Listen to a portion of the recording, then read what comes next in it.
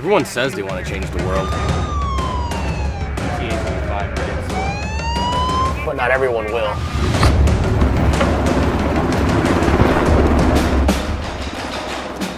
We are not everyone.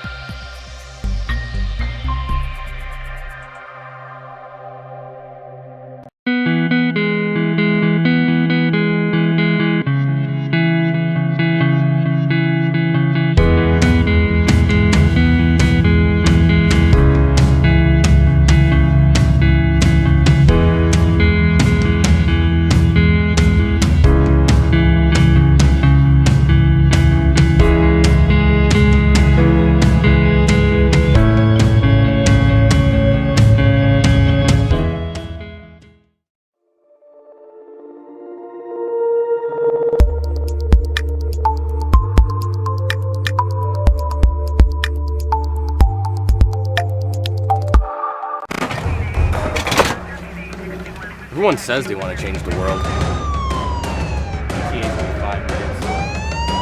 But not everyone will.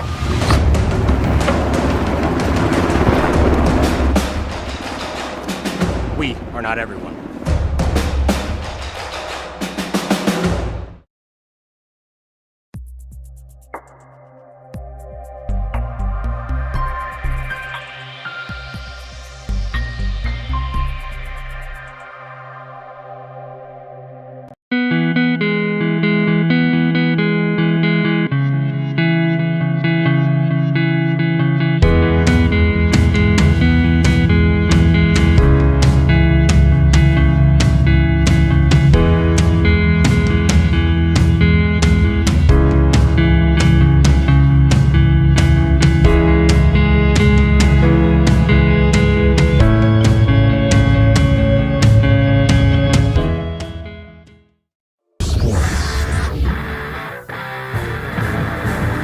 The official voice of the Pierre Governors.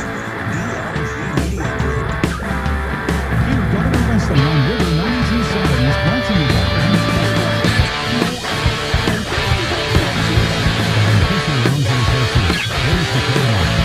by Dakota Utilities and Wagner Auto. Governor Wrestling is brought to you by Beck Motors, Dairy Queen, Overhead Door, and Avera St. Mary's Hospital. By Gateway Ford Lincoln Toyota, Burning Electric, Reiki Gray Wealth Management, TMA, and Peer Physical Therapy and Rehab. And Governor Wrestling is brought to you in part by Kathy Sun and Shine Properties, Oahe Federal Credit Union, Gators Pizza, Pasta and Subs, Adventera of Pierre, and the Brittany Shufflebine Agency, LLC. Streaming video at the DRG News app, brought to you by Golden Buffalo, and at the River 92.7 page at drgnews.com, is brought to you by Bauman Lumber and Wagner Auto. These special in-game sponsors bring you Governor Wrestling. Becky Pottseva State Farm Insurance, Smith Plumbing, the South Dakota Office of Highway Safety, Central Dakota Eye Care, Envirotech, the South Dakota Attorney General's Division of Consumer Protection, Comtech, Coca-Cola Bottling, Leiden and Associates Ameriprise Financial, Hermanson Endodontics, Cowboy Country Stores, and Gales Gas Service. Now, Pierre Governor Wrestling.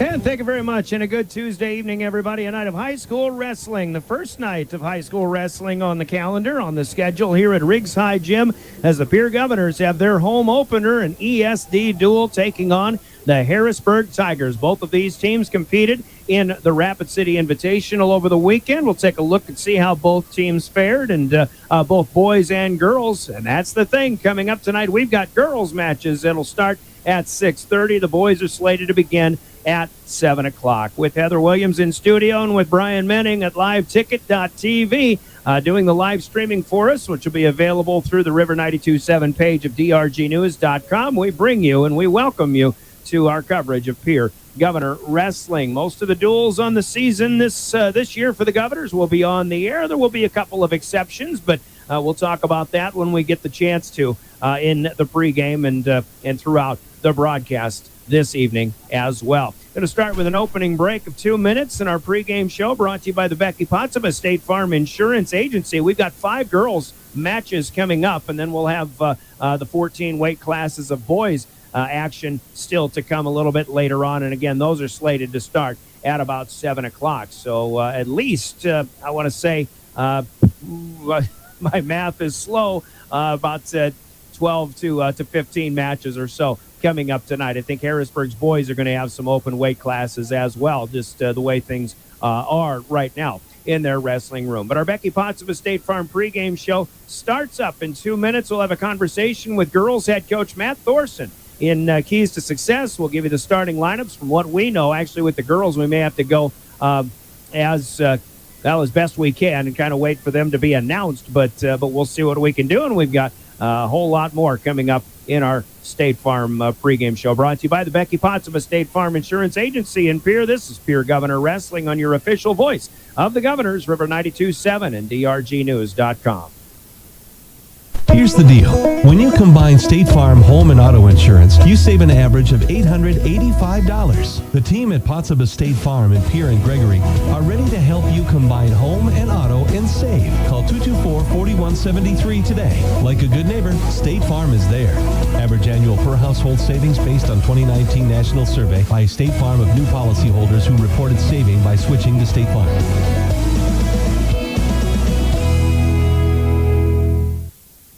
From the early days of South Dakota statehood through today's digital revolution, BankWest has remained committed to helping customers and communities succeed. BankWest Associates uphold this commitment by developing innovative products, tailoring financial solutions to customer needs, and actively supporting community causes. For a bank committed to helping you and your community prosper, choose BankWest.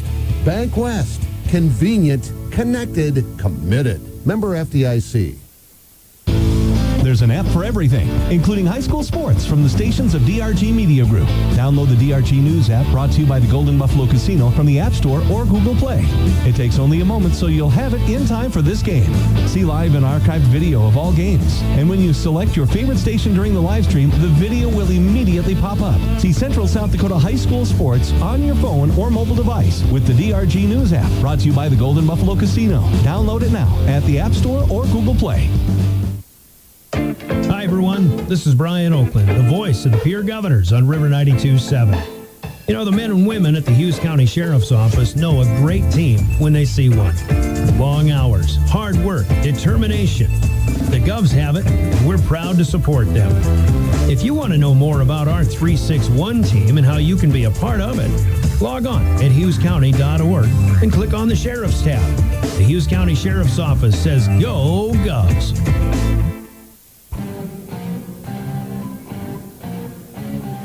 Welcome back to Riggs High Gym on a Tuesday night. We welcome you to the Hughes County Sheriff's Department broadcast booth, brought to you by the Sheriff's Office of Hughes County here in Pierre. Brian Oakland broadcasting from the Sheriff's Office broadcast booth. We thank those men and women of the Sheriff's Department, first of all, for doing what they do, and for all first responders, salute to them for keeping us safe in these parts of central South Dakota, and also for giving us a place to sit here on the Upper West Side in the balcony section of Riggs High Gym, our Hughes County Sheriff's Department broadcast booth. As we get into the pregame show, reminding everybody on behalf of the South Dakota Office of Highway Safety, when you drive to and from high school sporting events or anywhere for the winter season, buckle up, as seatbelts save lives. The South Dakota Office of Highway Safety. Starting our broadcast with Keys to Success, conversation with head coach Matt Thorson of the Governor Girls. Keys to Success are brought to you by Central Dakota Eye Care in Pierre, and talking about what happened over the past weekend and where this program is headed, including what's to happen tonight. Here's what the coach had to say.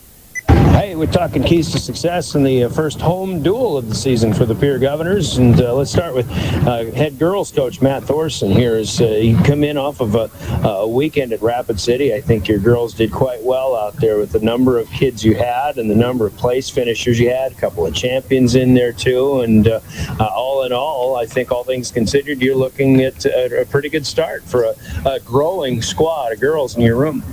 Yeah, there was there's a lot of, with any tournament, there's a lot of ups and a lot of downs, a lot of good matches and matches that we could have had. But for the most part, I've always said this, that our girls, anytime they step on the mat, they compete hard. And we're learning every single time we go out there, because even our more experienced girls have only wrestled for 1 year. So any experience at this point is pretty good experience. And that kind of brings up the question. I mean, from the early part of this season to where we began last year, how much growth are we seeing already this season? Oh, it's hard to even measure. The girls who wrestled last year to this year, it's pretty unreal to see how much further we are now than we were at that point. And about half of our team is new this year too. So it's kind of, some of the girls are a little bit higher right now. Some girls are still pretty green, but they're catching on really fast. And the strides that they make earlier and midway through this season are really cool, because anything we tell them, they step out on the mat and that's what they do, because that's all they know. Right. So it's pretty cool as a coach to see what we're doing in the practice room is what they're doing on the mat. As far as the Rapid City invite goes, we've been saying it for years. It's just kind of the old saying of, if you place in Rapid, you should place at the state tournament. I bet we're seeing that in the girls' ranks already too. Yeah, there was a lot of good girls between North Dakota, the South Dakota teams. And they did not keep, team scores out there, which is fine. But, looking at the overall how the teams did, there's no doubt that, we're making the case to be the best team kind of wherever we go. And that's just a testament to the number of girls we have, the quality of girls we have, and really the ability to fill out a full roster. Marley Shorter at 190, Sierra McFarling 285. State champions from a year ago, Rapid City champions. Already you got some leadership right there in the room. Yeah, those two girls, they wrestle hard every day in practice with each other, and this year we're combined with A's and B's, so there's a lot more competition, twice as much. But no, they've been hammers all year long. This year they were hammers last year, and they're going to continue to be two wrestlers that are not fun to see on the mat when you step out there with them, that's for sure. And then the depth that you're starting to build in the lower weight classes. I'm seeing that, and I'll bet there aren't very many schools right now in South Dakota that can fill all 10 weight classes.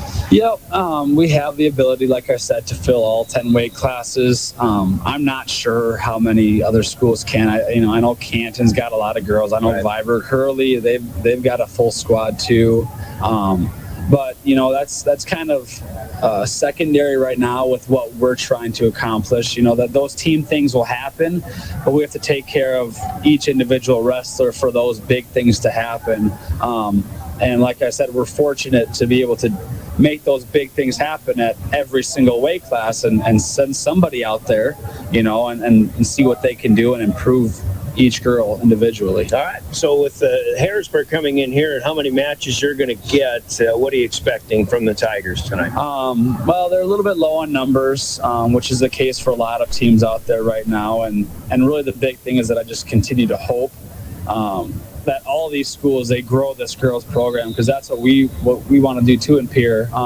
With the opens that they have, I'm looking for a lot of success, and hopefully, around 5 matches that we do have, I expect those girls to go out there and compete, regardless of who is stepping on the mat with them. That's kind of our MO is, we step out there. There's only one of you out there, but that whole team's out there with you. So regardless of who you're wrestling, go out there and compete. And I think with when I talk to Coach Sean Lewis, he's always talking about getting a good start and getting those bonus points, and I'm sure you're passing that advice on to the girls too. Yep, and I just had a conversation with them. I had to explain to them, what points are in the duel, and they know that's important to win and all that, but you get more points when you get a pin, and you get more points when you tech fall rather than just get a win. So, I always tell them that, secure that win and go for that win. But if you can pin them, or if you're up by, 7 points, you need to push to get that major or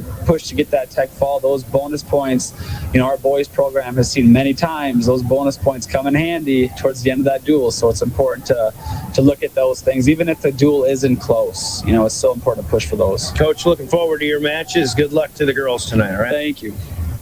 That's Matt Thorson. He's the head coach of the Pierre Governor girls wrestling squad. Coach's comments, keys to success, brought to you by Central Dakota Eye Care in Pierre. We've got starting lineups coming up as only 5 matches between Pierre and Harrisburg for girls, but we'll give you the lineups of who we know on the rosters, and all that and more still to come. 2-minute break, and we're back with the starters from Envirotech in Pierre. This is Pierre Governor Wrestling. During November and December, Central Dakota Eye Care is donating a portion of sales for every complete pair of glasses sold to the Peer Education Foundation. Hi, this is Dr. Nick Marso. All 3 doctors and a handful of our staff are thankful for the education we received in the Peer School District. The Peer Education Foundation supports education development of students and staff of the Peer School District. We are excited to support this great organization and our area youth. Central Dakota Eye Care, 640 East Sioux Avenue in Pierre. Better vision for a great life. This is Cody Matson and Amy Larson from Beck Motor Company, and we need your vehicle. Equinox, we need it. Traverse, we need it. Malibu, Impala, we need it. Any vehicle, we need it. Do you have a vehicle you want to sell? Call us. 224-5912. Beck-motors.com.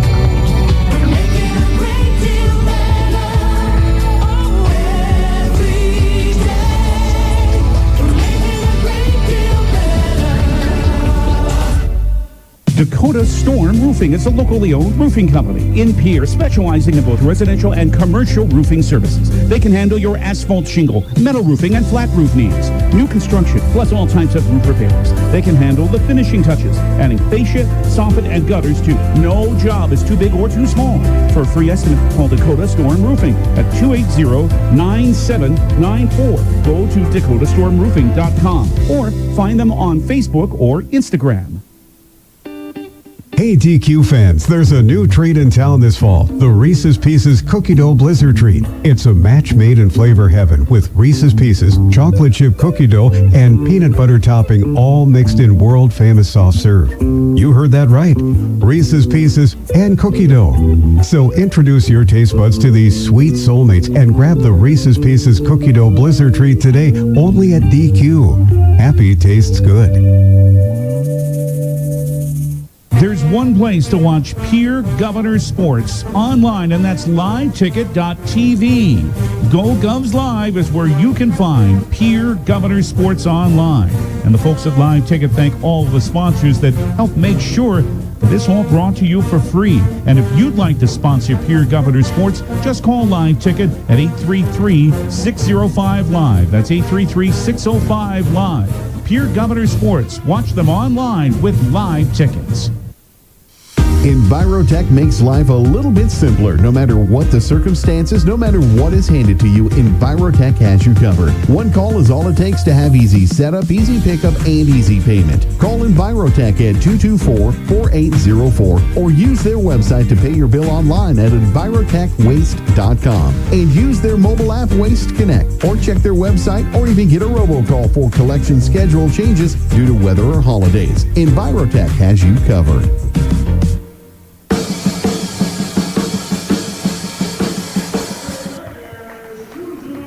Welcome back to Riggs High Gym as the starting lineups are being announced on the floor. They call them face-offs in high school wrestling. Just 5 competitors for girls from the Harrisburg Tigers coming up tonight, but your Envirotech starting lineups include Sydney Uhrig at sophomore at 106 pounds, Nevaeh Bade as a junior at 113, and they will not wrestle tonight. Their weight classes are open as trying to get the Tiger starters here as well.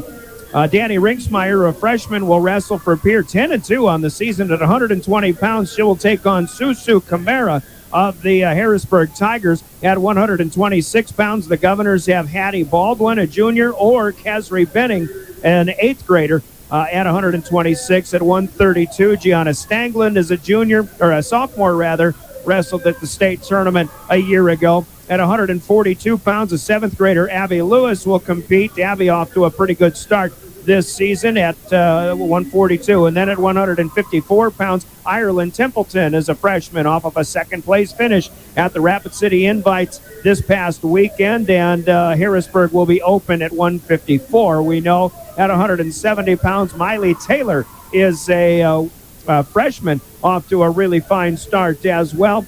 And she may take on Morgan Lantaff, a good one from Harrisburg, who was the winner in the Rapid City Invitational. Marley Shorter for the Governors would be the 190-pound wrestler.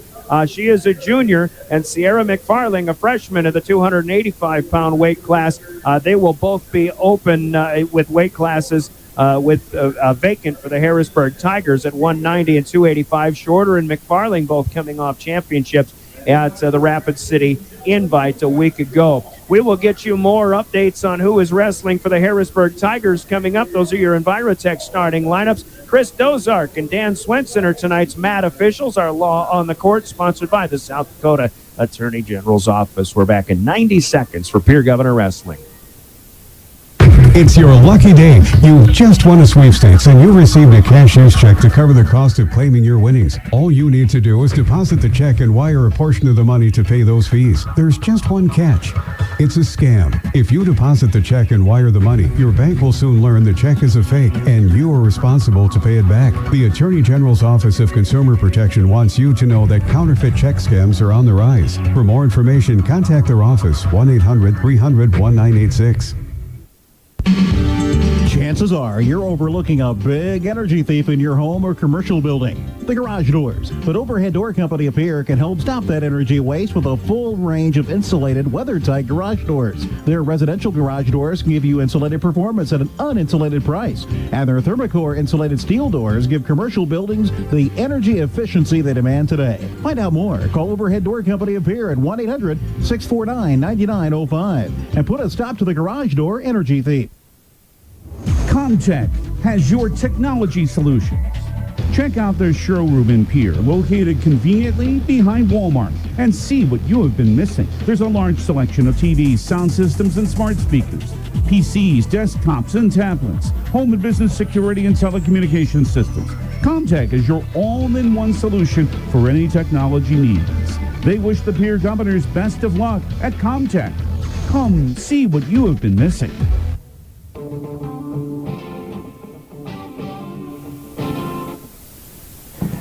Back at Riggs High Gym, as Brian Oakland going to be joined by former Governor head coach Ryan Noyes on our broadcast tonight. Coach Noyes, welcome back to the broadcast booth, and looking forward to his expertise on a little help with what we've got coming up in high school wrestling tonight. You back into wrestling mode, Coach? Ready to go? Absolutely. This is exciting. It's exciting for our girls program, and just wrestling across the state. You know, these girls get a chance to come out here and show everybody in attendance what they can do.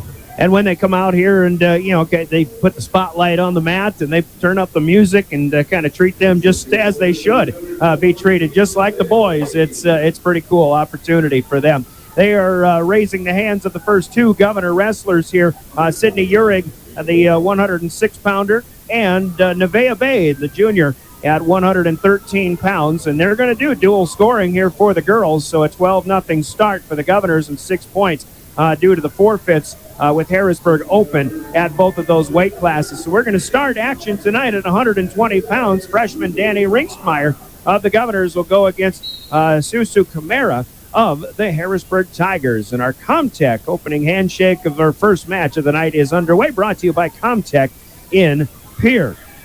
And right away, Ringstmeyer going to work, has Camara on the floor for a 2-point takedown.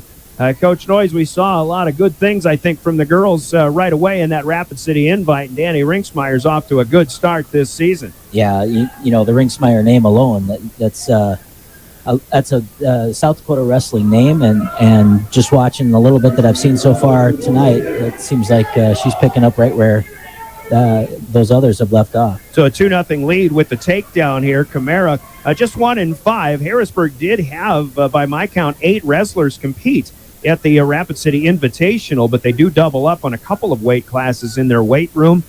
So out of those 8 people who competed, they are only wrestling 5 here tonight. One of them we'll look forward to seeing is an 8th grader, Regina Stoser, who's got roots right here in the Fort Pierre area. She'll be coming up a little bit later on. She is listed, or at least competed, at 126 pounds. I'm not sure if it'll be her at 126 or 132. Again, we'll just kind of have to listen to PA announcer Ryan Munson's announcements when these matches come to a start. But after a takedown, now we're 1:18 into the first 2-minute period, and it's still 2-0. Danny Ringstmeyer. And again, sometimes I think we're finding that maybe with these girls' matches, Coach, that records will be a good indicator sometimes, but Rinksmeyer at 10-2. I've got Camara at 1-5 so far, but Camara's putting up a pretty good fight.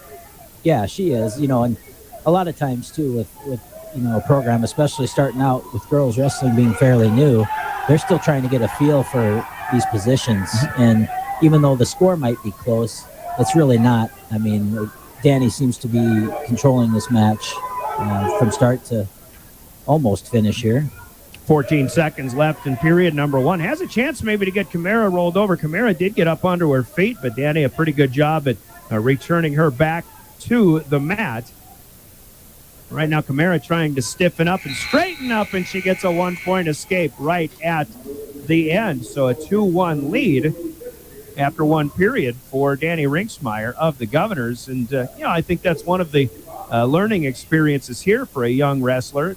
And experience-wise, they're all young, obviously. But, you've got to finish that period and finish the 2 minutes. Right. And that just comes with experience. She'll be able to know how much time she's got left, where she's at on the mat, those types of things that can be, big aspects in a match that she'll just get more comfortable with as she gets more experience. Camara able to get another escape as she started in the down position here, second period. So we've got a 2-2 tie.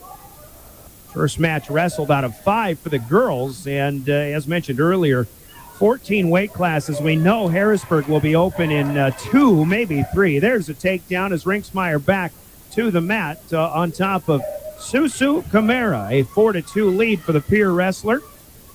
She tries to work her opponents over on her back a little bit here.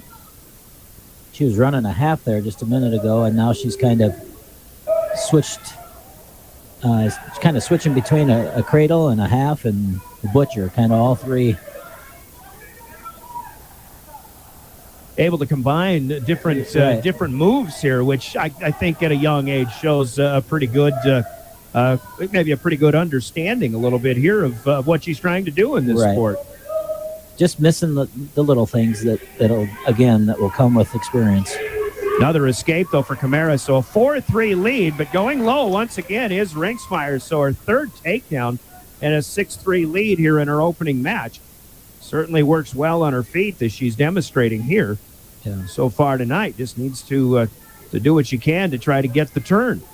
And at some point, as easy as she's been able to take her down, it might be time to take her down, let her go a couple more times and build that lead. But couldn't quite finish a cradle there. Camara gets out, but then Rinksmeyer had a momentary lapse, and then Camara comes right back at her, gets a takedown. So we've got a different ball game going 6-5, and Camara working the muscle as she's got Rinksmeyer over for a few seconds. She'll get a 2-point near fall. And at the end of the second period, suddenly, quite a flurry from Susu Camara, who now leads 7-6. Governors leading the duel 12-0 after a couple of open weight classes to start for the Tigers. Here with 10, in girls wrestling, there are 10 weight classes. The Governors filling all of them. In fact, Pierre took 13 girls to the Rapid City Invite, placed 11 of them, and got a couple of champions. So a good idea, well coached, of course, to start neutral here in this third period. Rinksmeyer's got her fourth takedown. She takes the lead back at 8-7. So a final 2-minute period. And now she's got her on her back here. So seconds being counted, 3 back points waiting, but can Rinksmeyer get Susu Camara on the mat? She does. So pretty good finish there for Danny Rinksmeyer, and a win by fall in a time of 4 minutes and 39 seconds. Let's take a quick 30-second break. We'll go to our next match. Coming up next, you're listening to Pierre Governor Wrestling. Smart Grocery Shop. Does your bank make you feel like you're just... Okay, last week, Grossenberg Implement took care of your corn heads. Now it's time to take care of your John Deere Combine Platform Guards and save 8% doing it. There's no better time than right now to make sure your combine is ready to go into next year. Ensure your John Deere and other make platform header is ready for 2022, or better yet, bring it in to Grossenberg Implement for their winter inspection. Grossenberg Implement, with locations in South Dakota Dakota, Nebraska, and Wyoming. Okay, last week, Grossman. It is Danny Rinksmeyer with a win by fall in 4:39. Looked like she may have been letting that match slip just a little bit, but she came right back, Coach, and got a very good third period and ended up making quick work of Susu Camara. Yeah, she did a nice job. She just, did a crossface from top and ran her over in a butcher and was able to sink the half from there. So an 18-0 lead for the Governors there at 126 pounds. The 8th grader, Kesri Benning, will get a victory by forfeit in a open position. Now we've got a match coming up at 132. And again, I didn't see or hear who this wrestler is, but Gianna Stanglin is wrestling for the Governors, going right to work. I thought I heard Scotus as a name here for Harrisburg. Emerson Scotus wrestled at 142 pounds in Rapid City over the weekend. Stanglin gets her to the mat and gets her turned over. Could be a quick one here. Top of the mat, we're just 30 seconds plus in, and in 34 seconds, it's a win by fall for Gianna Stanglin. So another 6 points to the Governor cause there at 132 pounds. And Gianna is a girl that we took down to Orlando this summer, and I was very impressed with her work ethic. Just a super good kid, too, and she's a lot of fun to watch. She's definitely, I can't even say up-and-comer because she got it done last year, too, but she's so young. I mean, these kids have a long time left of high school, and they're going to do some great things. Yeah, you look at this lineup, and you've got kids like Sydney Uhrig, Hattie Baldwin, Gianna Stanglin, Marley Shorter, Sierra McFarling, also Emily Larson, all competed in the state tournaments a year ago. Yeah. And Abby Lewis, another one that's going to just be a hammer for the Govs. Abby Lewis, 7th grader, taking the mat right here at 142 pounds. Coach's kid. Obviously been around the sport for quite a long time, but just at a young age in the 7th grade, she's got herself a takedown. Her opponent is Hannah Stagman, who is a 142-pounder. Stagman's off to a slow start this season, but Abby Lewis off to a real fine start. Abby placed third, I believe, at Rapid City. Here she gets a 30-second win by fall over Hannah Stagman of Harrisburg. So 36-0, and then at 154, Ireland Templeton should get a win by fall. Let's take another quick 30-second break, and we're back with more Pierre Governor Girls Wrestling on River 92.7. That moment when you realize your furnace is stone cold busted. We're talking a real put on every sweater you own, I can't feel my feet, penguin predicament. But fear not, there's an expert for that. Let your local heating experts at Pites Service Experts keep you warm with $50 off any furnace repair. Like it toasty? There's an expert for that. Call Pites Service Experts at 866-EXPERTS. See website for license details. And we are back with a match now at Riggs High Gym at 154 pounds. They have the Tigers have moved up Rhiannon Heimdahl, who wrestled at 170 in Rapid City over the weekend, but she's 3-3 on the season. So with 36-0, the Governors leading this duel so far. Both wrestlers here on their feet 30 seconds into the match. Brian Oakland along with Ryan Noyes here at Riggs High, covering most of the duels for the Governors this season. This is the first of two that we've got coming up this week. Governors taking on the Harrisburg Tigers. We have another ESD matchup up at Aberdeen on Thursday night. And we ended up starting a little bit early with girls matches going at 6:30. Boys matches will start at 7 o'clock. I was anticipating a 6:30 pregame. We ended up having to push that to about 6:15. So we may have to go with about the same schedule coming up on Thursday night when the Governors travel to Aberdeen. So a good one coming up here. Ireland Templeton, a freshman who went to Rapid City, placed second at 154 pounds over the weekend. Obviously a good start to her season.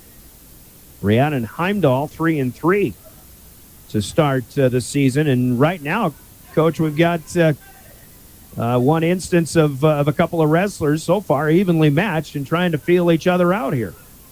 Oop, there you go. Yeah, I mean, it's you don't know a whole lot about your opponent at this point. It's not like they've been able to do any kind of scouting or anything. So, yeah, it's a push-pull right now and trying to just get something set up and get those leg attacks going. Well, both of these teams were in Rapid City, so if they're watching each other at all, you might have gotten a little bit of a look at it. But I believe, again, as I think Heimdall was listed at 170 pounds, so maybe Ireland Templeton wasn't keeping a real close watch on her future opponent this past weekend. 2 minutes gone by, neither one of them left their feet. So now second period starts with Templeton in the down position. Trying to make a quick move, but holding serve right now is Heimdall. Templeton now working her way to her feet, and she'll strike first.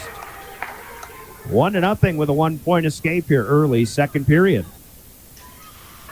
That first point scored is always so important, especially in a close match. If it comes down to overtime and, they get choice into the overtime period. So getting the 1-0 lead right now is going to be big for Ireland.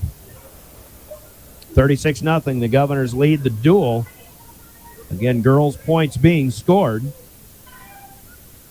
which is new this year. Last year, obviously, the first year of girls wrestling in South Dakota. Kind of a testing process that worked wonders in the way. When we talked with Coach Thorson about how this sport now has grown, and you see a lot of Class B teams that are doing good things and getting girls interested in wrestling. Now maybe these Class B teams are filling with girls more weight classes than some of their boys squads are doing. Yeah, it'll be fun to see kind of how it all pans out. But I'm excited that some of these kids that maybe didn't have something in the wintertime, now they do. The other thing that's just fun to watch is how quickly they've become as talented as they are. Wrestling is a tough sport. It's hard to learn, just the balance and the positions and those types of things. And how quickly these girls are able to pick that up is just awesome to watch. And let's add to that, as we had a stalemate here, we're back in the middle, neutral again. 25 seconds to wrestle, second period, a 1-0 lead for Ireland Templeton, leading, and now she's got Heimdall down on the mat. There's a 2-point takedown, so a good move there. Just quickness for Templeton with 10 seconds to go. And one thing I was going to add to your point, Coach, is the dedication that you have to add in the summer months and into the off season now. And crowd wanted Templeton. Oh, and they do get back points here just at the end. A 3-second near fall, good enough for 2 points. So suddenly a 5-point flurry for Templeton at the end of period 2. And you talk about taking some of the girls that you took on these summer trips. How much of that in the dedication standpoint did you see from the girls? It was impressive. In fact, after our practice, we get an hour and a half, 2 hour practice. Kids are ready to recoup for the next practice because we'd go 3 a day, and we'd have girls. A lot of these girls from Pierre stayed after, and they drilled for another half an hour. And, they wanted more. They teach more, and so that's fun as a coach. When kids just love it that much that they want to get that much better, and they're willing to put in the time and effort. Just happy for them. Templeton here started in the opposition. 40 seconds later, she's got seconds having been counted already, but she's trying to get a pin, and there it is. In 4 minutes and 47 seconds, another win by fall for the Governors. And they'll lead 42-0 after 154 pounds. Let's take a quick 30-second break. We go to 170 next. You're listening to Pierre Governor Girls Wrestling. The Golden Buffalo Casino at Lower Brule is proud of our area youth for their competitive spirit and participation in the various high school activities. It takes dedication and commitment to be the best you can be. It's all about sportsmanship and not whether you win or lose, but how you play the game. The Golden Buffalo Casino is your winning destination for great food and more ways to win more often. Our youth, our future. We at the Golden Buffalo Casino say thanks for all you do.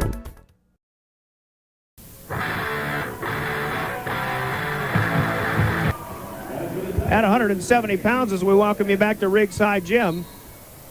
170 pounds was opened by the Tigers. So Miley Taylor, a strong freshman, looking the way she's gotten off to a good start so far, gets a win by forfeit. That ups the Governor lead to 48-0, and now to a 190-pound bout with Marley Shorter, the junior for the Governors. And I didn't catch the name, but there's a good one, a Morgan Lantap, who wrestled at 170 over the weekend. Shorter's got a takedown here. That was a nice little slide by that she did from the feet, and quick. And right to her back. Rolls it over. Seconds being counted. Shorter, a state champion from a year ago, a Rapid City Invite champion from a couple of days ago. And boy, what she's got, what this young lady could be capable of, and what Sierra McFarling at 285. I mean, you've got a couple of real good ones for the Governors. That's a 51-second win by fall for Marley Shorter and a 54-0 lead. And as we go to 285 pounds, Sierra McFarling, who was a state champion a year ago as well, will wrestle an open weight class, so a win by forfeit there, and the Governors sweep all 10 weight classes against the Harrisburg Tigers. Your final score on our Gales Gas Service scoreboard in the girls' duel: the Governors 60 and the Tigers nothing. Again, 5 matches wrestled, 10 weight classes total, 60-0 our score. And the scoreboard from Gales Gas Service in Pierre. Coach, I really want to talk about Miss Shorter and Miss McFarling. The way they finished last season, both of them champions, and continuing to look ever so impressive in that Rapid City Invite. Shorter a junior, but McFarling just a freshman. Sky's the limit for these two young ladies in this sport of wrestling. It really is. You know, the only disappointment with Marley is that she is a junior. You know, and we only got a couple of years left to watch her, because she's a lot of fun to watch and just a super great kid. And then, you know, Sierra, you know, like you said, state champion. And, you know, we go down to Orlando, and she pins the #1 girl in the nation while down there. And she had every college coach in that place talking to her. So it's pretty cool. And, you know, the sky's the limit with some of these girls. I think, you know, scholarship-wise, they could be looking at some big money to go and compete. College coaches, when you're a freshman, that's got to be a little overwhelming, too. How's she handling situations like that? You know, she handled it really well. You know, she's very humble, you know, and she's just a kid that likes to soak it all up. You know, she's willing to be coached, and she's willing to put the work in. I'm excited to see where she goes. Like you said, just a 9th grader, and already a state champ, already someone who went down to Orlando and got the attention on the national level. So, yeah, it's going to be a lot of fun to watch these ladies. All right, so the girls' duel is done. The boys are slated to start in about 7 minutes. Let's take a quick 2-minute break, try to get a conversation in with Coach Sean Lewis with Keys to Success coming up in our boys' half of the this duel. And the ESD, the Governors girls defeating Harrisburg 60-0 here on River 92.7, your official voice for Governor Sports, and live streaming at drgnews.com. Wow, Bill, you're walking so much better. What did you do? Well, I got so tired of the pain and nearly fell. And one of my friends recommended physical therapy at Winter Physical Therapy. And you know what? My back also stopped hurting. Huh. So how did you get started? My doctor wrote me a referral, but that's not always needed. Turns out you always have a choice where you want to go. So why did you choose Winter Physical Therapy? I love to support our locally owned small businesses, and quite frankly, they give great personalized care. Winter Physical Therapy. Exceptional care. Service Master of Pierre is your go-to service experts for a wide variety of cleaning needs. Since 2003, we have developed the most effective methods and products to service virtually every type of industry. We're known for our exceptional carpet and upholstery cleaning, but did you know we also offer cleaning of all types of flooring, along with providing fire and water restoration, commercial cleaning, janitorial services, and construction cleanup? Service Master of Pierre is a proud sponsor of TF Riggs Governors and Lady Govs, as well as Stanley County Buffaloes and Lady Buffs activities. The holiday season is a time for friends, family, and fellowship. Don't let the financial stress of the season get you down. For a limited time, Owyhee Federal Credit Union will be running a holiday loan special. Borrow up to $1,500 for 12 months at 7% APR with payroll deduction or auto pay from your checking account. Stop in and see Julia or Jameson at 221 East Pleasant Drive in Pierre.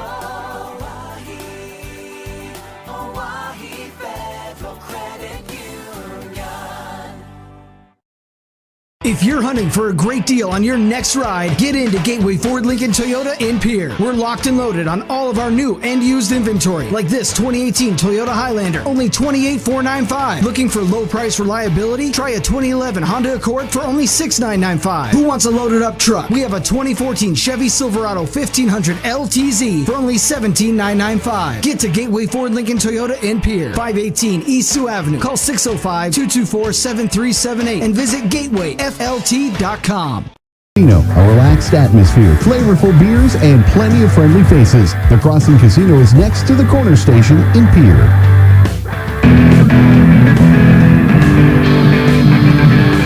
Back at Rick's High Gym, once again, the girls are done. The boys will be getting ready in just a little bit. Marley Shorter, by the way, at 190. The last match that was wrestled, that was against Paige Koyman of the Harrisburg Tigers. So there's some good wrestlers here for the Tigers who fared well in Rapid City. We'd mentioned Regina Stoser, whose folks and whose roots are over there in Fort Pierre with the Stoser family, where we're looking forward to seeing her wrestle, but didn't get that opportunity as she does not make the trip. Morgan Lantap, who was a Rapid City champion at 170 pounds as well for the Tigers, not wrestling either. But the Governors wrestle 5 and they win them all. Let's take a quick opportunity to talk keys to success with Coach Sean Lewis in our Governor Duel, as here's what the coach has to say coming into this first ESD competition of the season. All right, here we go in Keys to Success with boys head coach Sean Lewis, starting week number 3 of the wrestling season. Couple of tournaments, Mandan and Rapid City coach, couple of third-place finishes, and I think with the people that you've taken to these tournaments so far, you're getting real nice production, and I think off to a good start, but a lot of room for improvement. You know, a real good start, and exactly like you said, lots of room for improvement. You know, where we start the year and where we finish the year are, you know, oftentimes 2 completely different places. And, you know, our lineup's been shifted, 3 weeks now, and it hasn't been the same in all 3 weeks. And that's, ultimately what we try and preach to our kids is that our beginning of the year lineup and our end of the year lineup, essentially are never the same because of illness, injury, who knows? And so everybody's got to be ready to fill in, and everybody that has filled in so far has done a phenomenal job. And, and I've really thought that every week we've gotten just a little bit better. And so, that's what you want to see moving into Christmas break. Yeah, and the kids that you took to Rapid City, of course, I think you're seeing Blake Judson already shining as you kind of expect him to do. But new kid on the block, like an Alex Odekoven coming up and making the finals. And I think did you have one other runner-up too that I believe was in there too? So you had, Ryberg too, who are kind of learning on the fly, but doing a pretty good job. Yeah, lots of good leadership, out of our seniors so far. I mean, you had Noah Williams in the finals too. Nate had his tournament cut short with, concussion protocol. Schaefer's out of our lineup, but he's been in the corner every single time supporting his guys. And then moving forward, like I said, he had Rydberg in the finals as well, which was a nice unexpected surprise for us. And so, to kind of get to see what we have out of him, and then you couple it with, like you said, some of the young kids that, maybe the state doesn't know, but Governor Wrestling fans know, and Alex Odekov, and we're excited to see him, get in and compete and do the things that we know he can do. We just, weren't sure if they'd, translate as fast as they're translating, and he's definitely picked up the curve and gotten way ahead of it. What you see from other teams like Stevens, who wins the thing, like Harrisburg, who you'll see here tonight, and what they brought to that tournament and how they performed in comparison to what you're seeing from your team so far? A lot of what these teams have that we don't is, we do have a decent amount of seniors, but these other teams so far that are pretty much up there towards the top, it's very, very heavy on the senior side. Stevens has like 16 seniors in their room, which there's 14 weight classes, so you can't even squeeze all of them in. And so, their ability to have that expertise and that seasoned veterans, they're doing their thing, and, they're kind of picking up in mid-season form. And so we'll see if they can ultimately continue that on the way through. Harrisburg's got a few guys that have just been in their lineup for a really, really long time, from seniors to juniors. And, they got a sophomore in Logan O'Connor who, he's been in their lineup since he was a 7th grader, so he kind of feels like a senior, but at the same time he's not. But he is a really good wrestler, and he is a leader on their team for sure. Yeah, so in this duel, you've got some really good matchups coming up, and there's going to be a lot of battles here tonight. Absolutely. I think you're going to see, quite a bit of good matchups, especially up top. 138, they've got Peyton Tryon. We've got Blake Judson. That should be a pretty marquee matchup.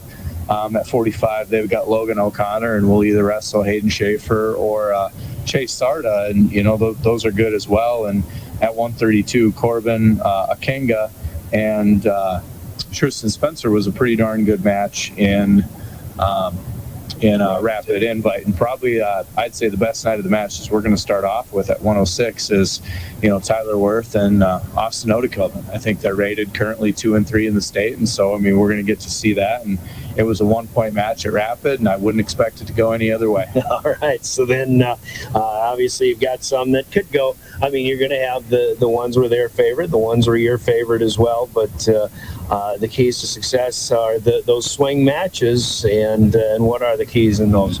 I penciled this duel out a few different ways, and one of the ways I had it was 30-30 on a tie, but we had won 8 matches and they had won 6. So, I think ultimately, as we've talked a bunch of different times, and I feel like a broken record saying it, but bonus points are absolutely huge. When I try and calculate duels, I most oftentimes do it not on worst case scenario for us, but I still like to pick our wins, but limit our points a little bit, and then vice versa. I try and throw them max points, and in case something happens, and that's what I did. And I think they're really favored in probably 6 matches, and we've got to be able to limit the points in those matches, and then grab some extra bonus points in R8 to be able to make up for theirs along the way. And a good start to the ESD season. Now it's, we've been talking about the importance of the duels here in the last few years as that increases. So getting off to a good start tonight is a big thing for you too. Yeah, when you have the dual schedule that we do, competing inside the ESD,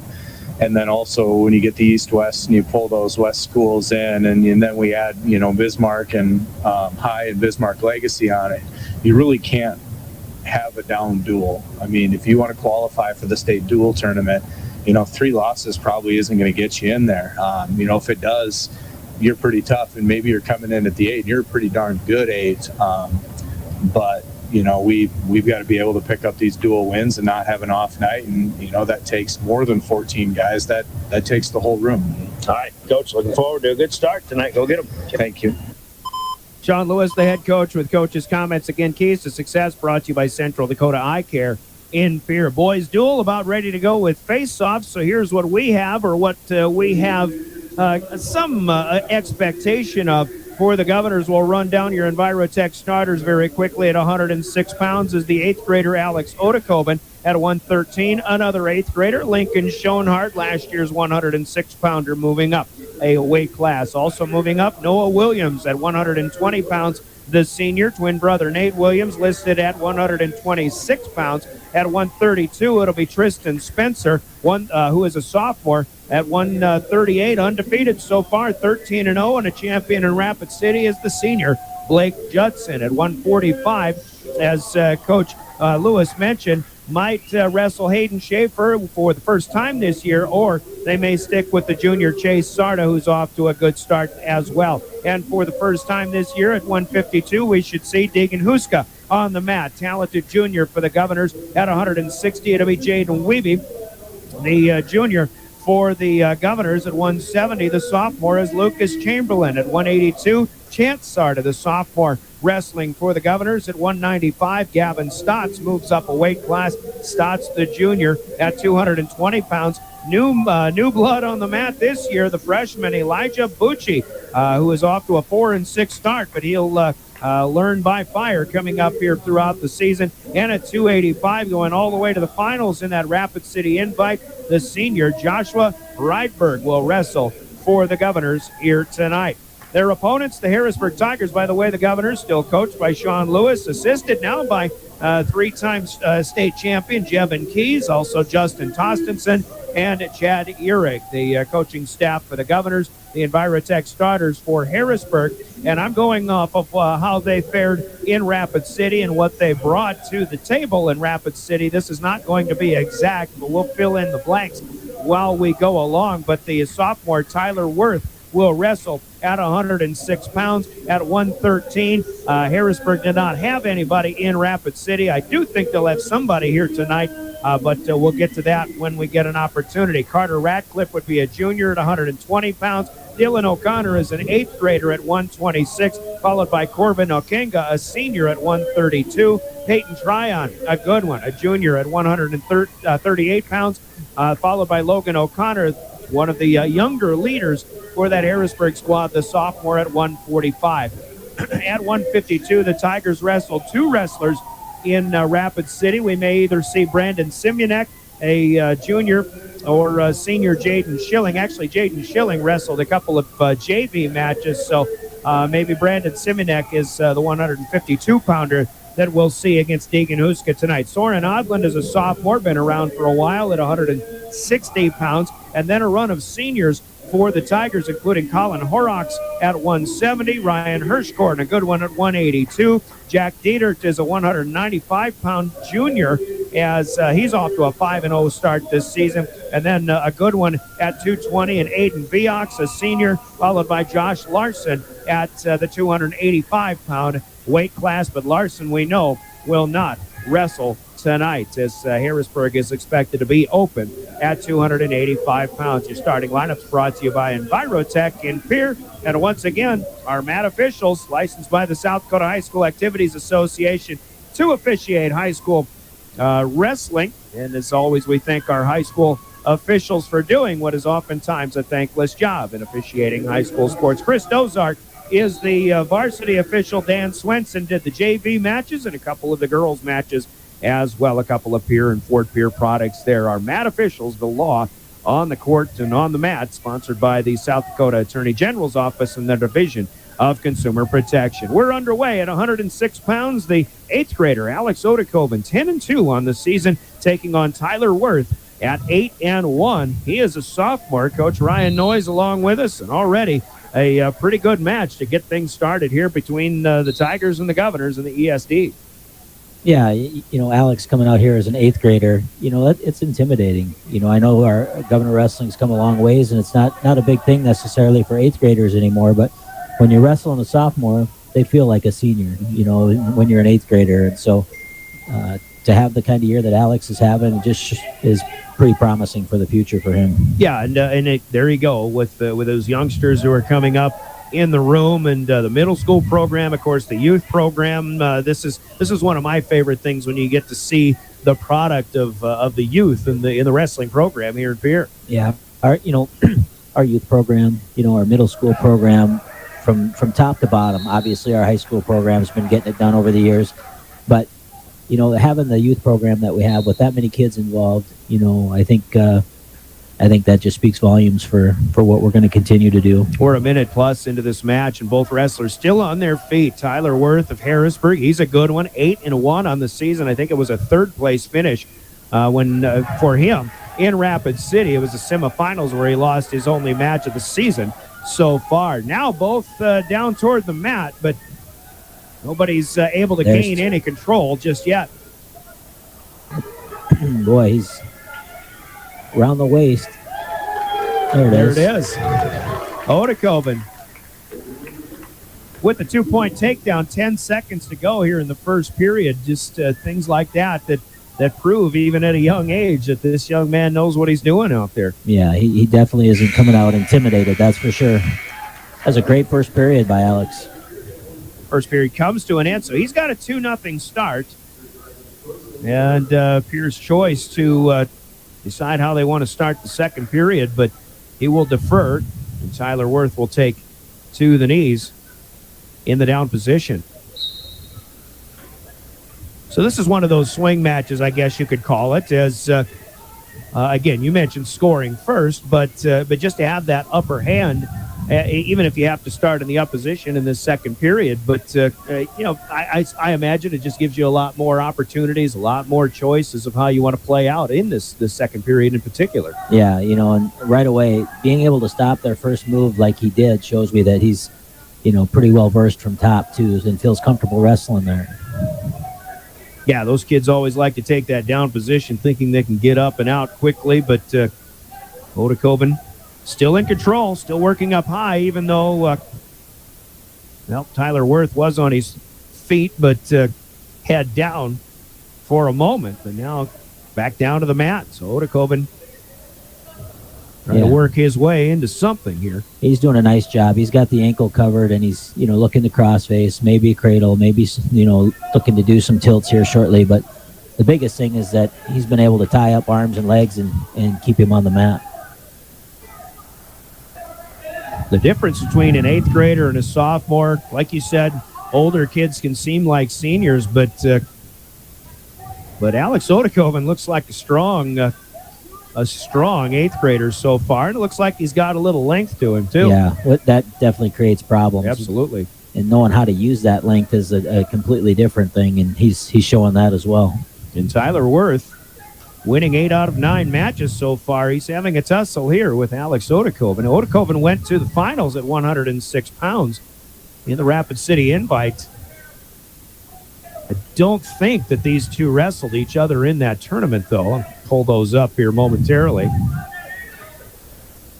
Down to 5 seconds left in this period, and he's just done a nice job of kind of smothering anything that he's attempted from down. Rode him out the whole way.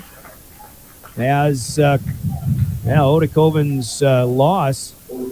Yep, actually he did lose in the semis to Tyler Worth by the score of 3-2. We've got a caution for a quick start here. Oedekoven's in the down, but the caution is on Worth. Oedekoven with big. 2 losses, so one of them to Tyler Worth. He had another one in the Mandan tournament the weekend before. Right. This, at this point, he's got to get out from down. He can't stay down there for this third period. The longer you stay down there, the greater your chance of getting turned is. So he's got to look to get his head up and get out from bottom. Especially when we talked about this a lot last year in how hard you have to work to get out from the down position. As Oedekoven works his way up, he's free, so a 1-point escape. But the longer you go into that 5th minute, especially after deferring in that second period, it's got to be a little more difficult to get out once you get to that point in the match. But a good position here for Oedekoven, leading 3-0. Yeah, the big thing at this point is to not quit wrestling. You've got a minute to go. You get kind of tired, your feet stop moving, and then you can get yourself in trouble in a hurry. So they're going back to their feet here, and he's got to do a better job of moving his feet and looking for a shot. Had a stalemate there, and it just looked like before that was called that Tyler Worth suddenly picking up the energy level. Obviously, he's wrestling with a lot more urgency here as he trails 3-0. We've got 45 seconds to wrestle, third period now. First match of the night started at 106.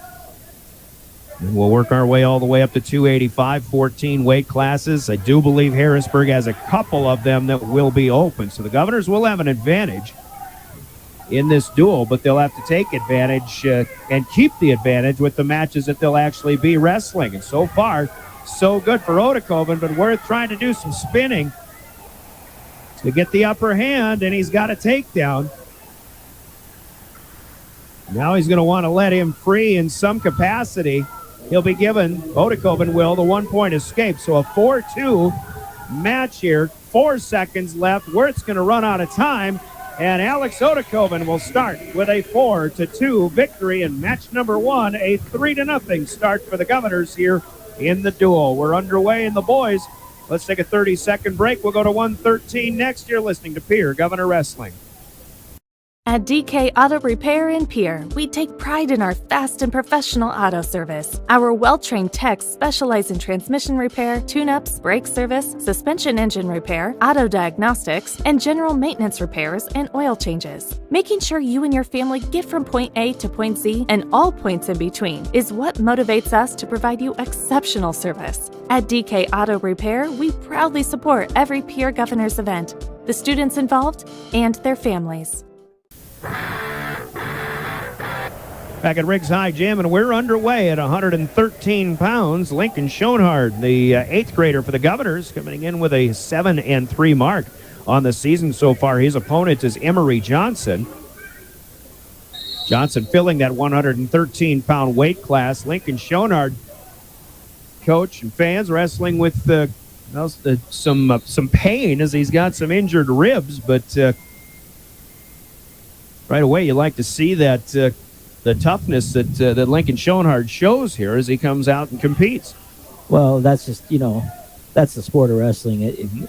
You're not going to make it through a season without having some aches and pains, and I think they understand that, and they talk about that in the room. So, it's just one of those things with how much can you put up with. And, a lot of these kids are pretty mentally tough, and they're going to need to be.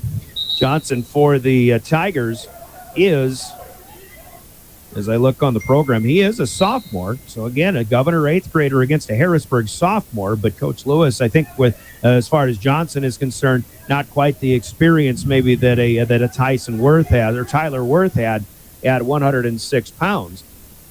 At least not at the varsity level. Here we're 50 seconds to go. Still neutral, but Schoenhardt almost had a leg, could not bring it in. Now he's got low, but over to the side, and they're out of bounds. And right away, Lincoln Schoenhardt grasping at those ribs. And that's all the motivation that the Harrisburg wrestler Emery Johnson's going to need. You see that. It's kind of like you see the blood, so to speak, and you start going after that. Sharks will circle a little bit here, but it is Schoenhardt coming back if he can get free, and as Johnson's got him by the upper hamstring, but he is free now. Now trying to work with one leg to get him back with more real estate to work with. They're near the edge and the scorer's table side once again and out of bounds. So Schoenhardt will run out of room, and they'll have to go back to neutral. Again, 12 seconds to go. See if he can get something done here before the end of the first period. Tries to get low. Got a leg. But Johnson stays on his feet. Now Johnson falls backward, but Lincoln Schoenhardt not going to be able to finish it, as we will stay neutral and no score. He had several opportunities to score there. He just needed a little bit more urgency. When you got the leg, he just, it's time to pick it up. And again, this is just some of the youth coming out in Lincoln, and he knows that. He's just, like you said, he's wrestling with some of the mental part right now with, having some aches and pains, and that definitely changes the way you wrestle. So Lincoln starts in the down position here, second period. Should mention we're driven by the Office of Highway Safety of the state of South Dakota, reminding us all to slow the drive and arrive alive, especially with potential winter driving coming up here in the week ahead. Governor Wrestling and your official voice of the Governors, River 92.7, KGFX FM Pierre, a member of DRG Media Group. We're live streaming with the help of our friends at Live Ticket on the River 92.7 page of drgnews.com. Schoenhardt, second period. We're 35 seconds in. Nothing happening yet. He's still in the down.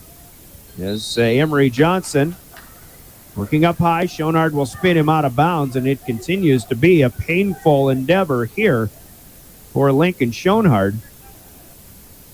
And he's going to need some attention here. Yeah, just calling for some injury time, and I just got to believe they're going to have the conversation, can you go or not? And unfortunately, the only one that knows that answer is Lincoln. So, well, at the beginning of the season, now you think about a rib injury, and I've never been unfortunate enough to have a serious injury, let alone one that kind of keeps you from being able to breathe. And obviously, I've had back spasms that do that, but rib injuries are when you need that upper body strength, and I would imagine the muscle contractions that you need in the sport of wrestling really kind of take their toll on this very injury. Oh, it's incredibly painful because once Emery was on top, he was, sinking in a tight waist, and just making it even tighter, and like you said, it's hard to breathe, and then just the pressure alone from someone on top is painful. Now Lincoln, they've cut the time, so he's back at it with 1:18. We resume second period, no score yet. We're at 113 pounds. Alex Odekoven, a 4-2 decision over Tyler Worth to start things off at 106 pounds. Odekoven avenging a loss from to Worth from a few days ago out in Rapid City. Scoot. He's got a scoot. Schonard, he got sat up, trying to get the spin and get out of it. He's a little more neutral, but hasn't gotten the release yet. Yeah. Once he gets to his feet here, he should be fine. I should think the 1 point would be coming here. Almost looks like he's going for 2 instead of 1. Yeah. But he's got to make something happen quick or they're going to call a stalemate. 30 seconds to go, second period. And there it is, the stalemate. So, again, tough to operate for Lincoln Schonard. And the stalemate is one of those situations where neither wrestler is improving, so they break the action and have them start again. And you just know that nothing's really going to happen as long as you let it go. So in an attempt to see something happen, that official kind of doing the fans a favor and just and getting them back to that referee's position there. Schonard tried to break out, couldn't do it. Now 12 seconds to go, second period. You got a feeling that it's going to be tough for Lincoln to stay up when they get to that third period, assuming Johnson takes that down position, and that's how it's going to be, scoreless through 4 minutes. 2 minutes to go. Harrisburg's choice, and they'll go to the down. Yeah, right now it's pretty important for Lincoln to know what he wants to do from top. He's got to have a plan. Spins him right forward there. Make sure he stays down as we start the third period. I think Lincoln's pretty comfortable in this position, and so if he's able to keep the pressure on, I'm pretty confident that we can get a turn here. And maybe in this situation, this actually, I'm guessing, could be a little bit of a more relaxed position as far as that rib injury is concerned. For sure, yep. But you don't have anybody trying to squeeze on that part of your body. Trying to get him turned over. One arm up across the neck, one trying to work down low against that right leg, looking to trying to bring those 2 points together, but nothing happening yet. Yeah, going back and forth between a crossface cradle and a butcher and doing a good job of making sure he hooks that ankle because that prevents him from coming up. 1 minute gone, 1 to go. Third period, no score. Here Lincoln comes Schonard and Emery Johnson. Schonard getting the turn, and seconds are being counted. We're going to get a pin here. That's tight. That's real tight. Schonard got him up high. Chris Dozark, Matt official, getting a good look. Got both legs in from top. This is going to be real tough to fight off his back for 40 seconds. 35 seconds left. At least it's a 3-0 lead for Schonard. And they'll let it go as long as it looks like he could do a little bit more. There it is, a win by fall for Lincoln Schonard. The time of 5 minutes and 37 seconds. Hard fought, but the Governors up their lead to 9-0. Let's take a 30-second break. We're back with more Pierre Governor Wrestling. The Corner Station Convenience Store and the Crossing Pub are both conveniently located on Pleasant Drive in Pierre, South Dakota. At the Corner Station, grab your favorite hot and cold beverages and snacks while filling your vehicle up with Cenex brand gasoline. The Corner Station also features a super tunnel car wash to keep your vehicle sparkling clean. At the Crossing, grab a cold beverage and check out their selection of appetizers while watching the Stanley County Buffaloes and Pierre Governors live on their big screen televisions. Best of luck to all area students from the Corner Station and the Crossing. Got a good one coming up here at 120 pounds. Welcome back to Riggs High Gym. The Governors get the first 2 and a 9-0 lead. A 5-minute, 37-second win by fall for the banged-up Lincoln Schonard, who improves to 8-3 on the season. Now at 120 pounds, Noah Williams, the senior, 10-2 on the year, taking on Carter Ratcliffe, Carter, a junior at 7-3. Good match coming. Both wrestlers very capable. Ratcliffe, if I remember correctly, placing in the state tournament a year ago.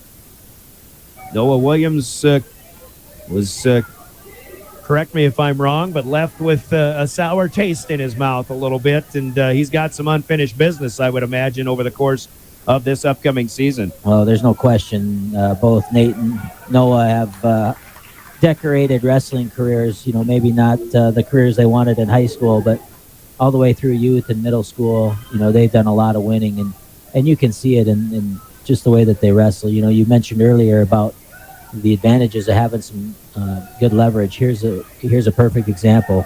Noah is tall and lean and knows how to use his length, and he's just been a hammer so far this year. Quick takedown. Now he's got a cradle with 43 seconds to go. Period number 1. 3 seconds, good enough for 2 more points and a 4-0 flurry. Pitched there by Noah Williams. Noah made the finals of the Rapid City Invitational, and I think that's as good of an indication early in the season as any. It just, how much maybe of a chip on his shoulder he's wrestling here. This is big. He kind of spladled him here from the feet, and this is real close to a pin. Carter Ratcliffe in trouble with Williams. Boy, he's just making that uncomfortable for Ratcliffe. Miserable. And the first period comes to an end. Williams' neck and head were tucked underneath him, but Williams couldn't quite get the finish. But what a great first period for Noah Williams. He leads 7-0. And the choice is made to start on their feet here. Yeah. Was that Noah's choice, I believe? No, that was Harrisburg's. Okay. And, I got to believe, there's just Noah just creating way too many problems for Ratcliffe tonight. His length is really bothering him. Obviously, the pressure from top and mixing things up the way he did. Get a takedown here. We're in good shape. Going for a headlock, and he got it. Yep, got the turn. So another takedown here. Ratcliffe gets back to face down. I kind of think that Sean Lewis, coach, when we talked before this one, kind of made it sound like Ratcliffe might be playing with a little bit of pain or something to that effect as well. Don't know if he's full strength here, but we expect good things from Carter Ratcliffe of Harrisburg over the course of the season here as they make their way out of bounds. 9-0. Noah Williams leading here at 120 pounds. Third match out of 14 weight classes here for the boys. Governor girls again go 10 for 10 in weight classes, 5 for 5 in the matches that were wrestled. Another good move coming here for Noah Williams. He's kind of in a bad position. He's posting every time he brings him back, so he's not able to bring him back, but he's got that same spladle hooked up again. Doesn't have much room to spin him back over. He got it. So there it is, but still here comes doesn't the have the angle. He's getting there, but how much room can he actually create? Yeah, I think I'd stay away from that right now and go back to some of his cross faces and stuff from top, just keeping the pressure on. Keeping things a little more fundamental. Yeah. He's seen it once, and so it's hard to, against a good kid, it's hard to do. I don't know if you want to call it a trick move, but it's not a high percentage move. Right. And so you might get it once, but getting it twice is going to be difficult. Single-digit seconds to go, 5 to go here in the second period. As Williams extends a 7-0 lead after 1-9-0. We'll go to the third. Here's choice for the third, and Williams will take to his hands and knees. Carter Ratcliffe going to put the diamond on the back and might be letting him up, but if he does, that's a gift. Might come after him just the same. Yeah, wow. And they will. So 1 point escape. There was a false start in there on the Harrisburg wrestler as well, but a 10-0 lead. When they cut you like that, their intent is to go feet to back, and so when you've got a nice 10-0 lead, you got to be real careful to watch your head so that you don't end up getting tossed and get in trouble with a big move. 2-point takedown, another one for Williams.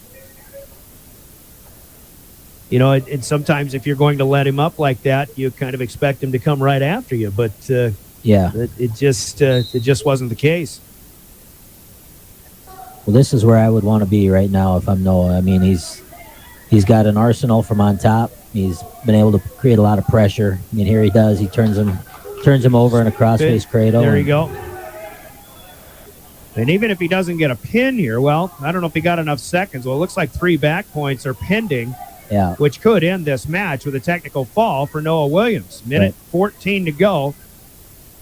That official, Chris Dozark, well, he was going to see if he could get him spun again. That won't happen, but a 15-0 technical fall for Noah Williams. That's 5 to the Governors, and they lead 14-0 on our Wagner Auto, on our Gales Gas Service scoreboard, sponsored by Gales Gas Service in Pierre. Coach Ryan Noyes, boy, Noah Williams seems like he's got some goals this year, and he's got his eyes set on that. You know, it's one thing to get a tech fall. You know, you're dominating your opponent, but it's another to do it to a quality opponent in Carter Ratcliffe. And so that was an outstanding match by Noah. He did a great job from start to finish. So at 126 pounds, we keep it here. And Nate Williams, the twin brother of Noah, also a senior, coming up as he will take on Dylan O'Connor. O'Connor is an 8th grader. Not a lot of matches wrestled so far this year, 1-3 after his 0-2 mark out in Rapid City over the weekend. So an opportunity, I would think, for Noah Williams, a senior against an 8th grader, to kind of or Nate Williams rather, to do what brother Noah did and just come out here and take care of business. And that's what he needs to do. You know, you want to make sure to leave that mark and make him start doubting himself, the Harrisburg opponent. And once you can kind of get into their head a little bit, then things start to fall into place a little easier for you.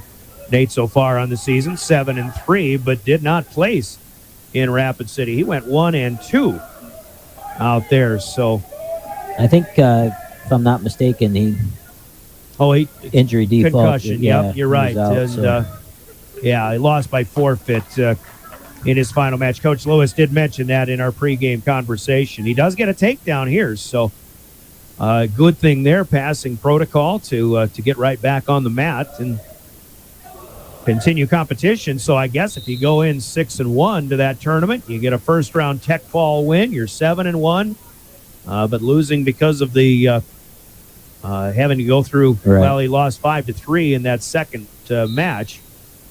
That's a tight match. It could have gone either way. So, he looks to be doing some good things, and I think probably more than anything, Coach Lewis decided, we got a long season left, and it isn't worth, having him hurt. So just took caution, I guess, and had him forfeit the tournament, which was definitely the right thing to do. It was okay. 15 seconds to go here. First round, first period. 4th match of the night here for the boys.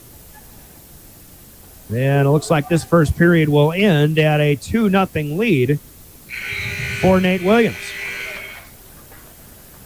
But really, the Governors went out to Rapid City, Coach, a little bit shorthanded. No Hayden Schaefer, no Deegan Huska, and among others. And I think a 3rd place finish was pretty impressive. Yeah, that tournament year after year is one of those tournaments where, as a head coach, you say, if you can place in Rapid City, you're going to place in the state tournament. So, yeah, I think a 3rd place finish for early in the season. Our kids are only going to get better, and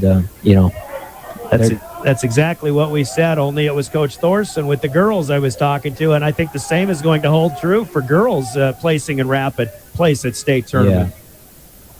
Yeah. And the Govs had a good showing there with 11 place finishers out of 13 wrestlers. There you go. 2-point reversal for Nate Williams here. So early second period, he'll up his lead to 4-0. Harrisburg definitely has some good ones coming up, though. Yeah, they're an up-and-coming program, or they're always kind of that program that's just always hanging around. They always got about 6 or 7 kids that are very good, and that's going through a bit of a transition in the coaching ranks, but boy, do they have some good names there at the top. Their head coach, which I didn't mention when we gave you starters, is Nate Rodert, a Spearfish standout from not too long ago, and SDSU. I think he had more success in college, if I remember right, than he did even at the high school level. Well, I'm pretty sure he was at least a two-time finalist. I know he beat one of our kids in the finals, to Trey Meyer, so he was a state champ, but for at least 1 year, and he may have been a two-time state champ.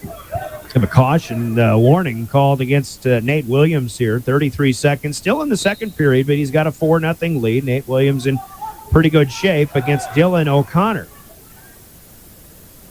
Nate's getting a little high on top. He's got to get back around and kind of stay back behind the elbow, so to speak, but quick stalemate here. We'll try it again with Williams still in the up position. Speaking of good ones to come for Harrisburg, we'll assume Dylan O'Connor to be the younger brother of Logan O'Connor, their standout 145-pound sophomore. And Dylan O'Connor just 1-3 on the season, but he's got a pretty good partner at home there. Yeah, he's definitely a good one. So I would expect a knockdown drag-out match there. 14-0 Governors lead the duel. 4-0 Nate Williams leads going to the third period here at 126 pounds. And it'll be kind of exciting to see who the Govs send out at 145. Mm-hmm. They've got a couple of very good options. So, it's nice to have some options for sure. Williams slipping a little bit here as O'Connor trying to make some work, but now Nate Williams gets back, and there's a 2-point takedown that he gets to finish with 1:35 to go in this match. So a little more cushion here for Nate Williams. This match here for Nate just seems more right now about control. He wants to score, but he definitely just wants to stay in control first off. Yeah, Nate's been getting kind of high at times in this match, and when you're not behind both elbows, both of your opponent's elbows from top, and you can get yourself in trouble in a hurry. Pushed him away, but O'Connor came right back. Now O'Connor earns a 1-point escape. But Nate Williams trying to bend that arm back. Now he spins him the other way to his left and rolls him over for another 2-point takedown. Updated score is 8-1. Nate would like to get an 8-point margin, but he turns him right over again. 40 seconds to go, and O'Connor suddenly in a heap of trouble. That was a great setup. There's Williams. Finished him off in a win by fall in 5 minutes and 25 seconds. We'll talk more about the setup in just a bit. Let's take a quick 30-second break. The Governors lead the Tigers 20-0. This is Governor Wrestling. Graham Tire of Pierre is your premier hometown shop, specializing in tires to fit vehicles, from ATVs to large farm equipment and everything in between. At your tire store next door, you can find a plethora of brand name tires that range from 4 to 10 ply and much more. Our highly skilled technicians can handle brakes, heating, and air conditioning. Call us today at 224-8643 or visit us at grahamtire.com. Graham Tire is a proud sponsor of Pierre and surrounding communities' local activities. So match number 5 here at our 14 weight class duel. Welcome back to Riggs High Gym with Ryan Noyes at side. Brian Oakland with the play-by-play. Governor Wrestling. First duel opportunity to bring to you this season. We've got another one coming up from Aberdeen on Thursday. And some energy to start our 132-pound bout. Tristan Spencer, the sophomore, 9-5 on the season, taking on Corbin Okenga, who is a senior, but a little bit better than a 4-4 record might indicate. Here's Spencer getting a 2-point takedown. Coach Noyes, to finish off that Nate Williams win, you mentioned a really good setup, and suddenly after battling for 5 minutes plus, he just got a quick finish on Dylan O'Connor. Yeah, he hit kind of a reverse headlock and fell right into a country boy, a pinning combination, and it was tight in a hurry. So it was just a nice 1-2 to finish the match. I guess kind of biding his time, but just waiting for that opportunity. He and where you had mentioned he'd been working high, maybe a little too high for much of that match, still found that opportunity and took advantage. But here Spencer's working strong against Corbin Okenga. He's got him cradled up and on his back. Okenga kicks his way out of it. 3 seconds, though, good enough for 2 points and a 4-0 lead for Spencer. 35 seconds to go, first period. You know, Tristan doing a lot of really good things. Just a sophomore, you know, some of his technique is pretty high level. It's fun to see those young kids doing it with a high level of success. We saw that last year. A couple of times he got an opportunity to sneak up into that varsity lineup due to some injuries and things like that. And boy, he even as what you might call a JV role, filling a varsity hole, he had a winning record last year. Right. You know, and you know, he's obviously a tough-nosed kid, you know, in rodeo and keeping busy with that all summer. You know, he comes out, he certainly, you can tell, he's packed on the muscle over the years, and so he's a good-looking kid. He's going to do some good things for the Govs. Half Nelson just about got him turned, but the buzzer sounds to end period number 1. That's a 4-0 lead for Spencer. He'll have the choice to start the second period, but he'll defer. And Harrisburg will stay up on his feet. That's Corbin Okenga. Now, Okenga last year competing at the state tournament, but didn't have a lot of matches. And then all of a sudden, here he came and was kind of a thorn in the side. Here's a quick takedown. Good double leg for Tristan Spencer. And he's got Okenga on his back. Just when I wanted to say that Okenga caused some problems in when these two teams dueled each other in the state duel tournament a year ago. Yeah, nice double leg into a half Nelson, and he lost it, but that was a nice move there. You know, the other thing that's fun to see with these young kids like this, you wrestle in the senior, and that's pretty intimidating, but, you know, Tristan doesn't share that same concern. He went right out and got after it. 9-0. That was a 3-point near fall there. 2 back points, so already a major decision margin. 5 quick points here in this second period, and we still got 1:18 counting down. Period number 2. Yeah, Tristan is just going to want to, you know, stay tight, stay in good position, and just look for opportunities that present themselves. Okenga on his feet, but he'll be wrestled back. Softly let down. We always talk about as soon as that elbow hits the mat, you know, you want to cover that wrist from top and roll those wrists underneath so they can't build themselves back up again. And Tristan just did that. Anytime you see an elbow posted, they grab the wrist and they really want to control that arm. And he's doing a nice job of that. Okenga starting to squirm a little bit more, getting a little tired of being controlled here, but doesn't have much of a choice right now. 35 seconds to go. Over near the side, but plenty of space. But now a stalling call here against Tristan Spencer, his first warning. That's just one of those positions where, you know, the official likes to see you get off to the side and work a little bit more. Even though he was working towards the pin, he was parallel, and they like you to work off to the side a little bit more. Straight up over the back, basically your belly, just straight over the middle of the back, and not good enough. But here we go again. 10 seconds to go. Second period. Little sit-up spin there for Okenga, but he's not going to get out of this hold for Tristan Spencer. Our second period comes to an end. Spencer still looking good with a 9-0 lead. He will come to the middle and take back to the knees now in the down position. This is one of those times where, you know, back in our day, you always chose down. But anymore, kids are so good on top that it's risky, you know, and Tristan has dominated from the feet and he's dominated from top. And in this situation, I always wonder why choose down when you showed that you've dominated from 2 positions. But maybe he knows something that I don't know. Obviously, maybe they've wrestled and was able to get away easily, just like he just did. He does get away here. Let me throw this option in there too. I mean, this early in the season, do you want to, and these two did wrestle already in Rapid City. Tristan beat him 10-0. So as he gets another takedown, he goes from 10 to 12-0 now. So boy, he's really got Okenga's number. But maybe in this case, do you Do you want to try to work on something early in the season as well when you're up 9-0, as the case was there? I don't believe in that at all. That you work on things in the wrestling room. You want to go out and pin your opponent as fast as you can and get off the mat. Okay. When you've got different tournaments, region tournaments, state tournaments, and everything's seeded now, you can't afford to have a situation where you get caught. You didn't see it coming and you get pinned, and then they get the seed above you. So, but like you said, they've wrestled one time before, and he's obviously wrestled him and knows what he's capable of. So in that case, that was a good call.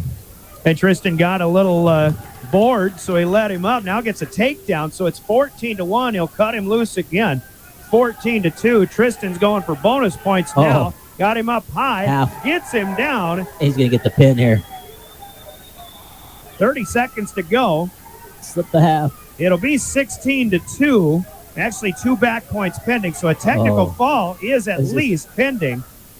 Here come more points, and he'll get 3 back points just to extend that a little bit. But Okenga trying to stay off of his back for 10 seconds left.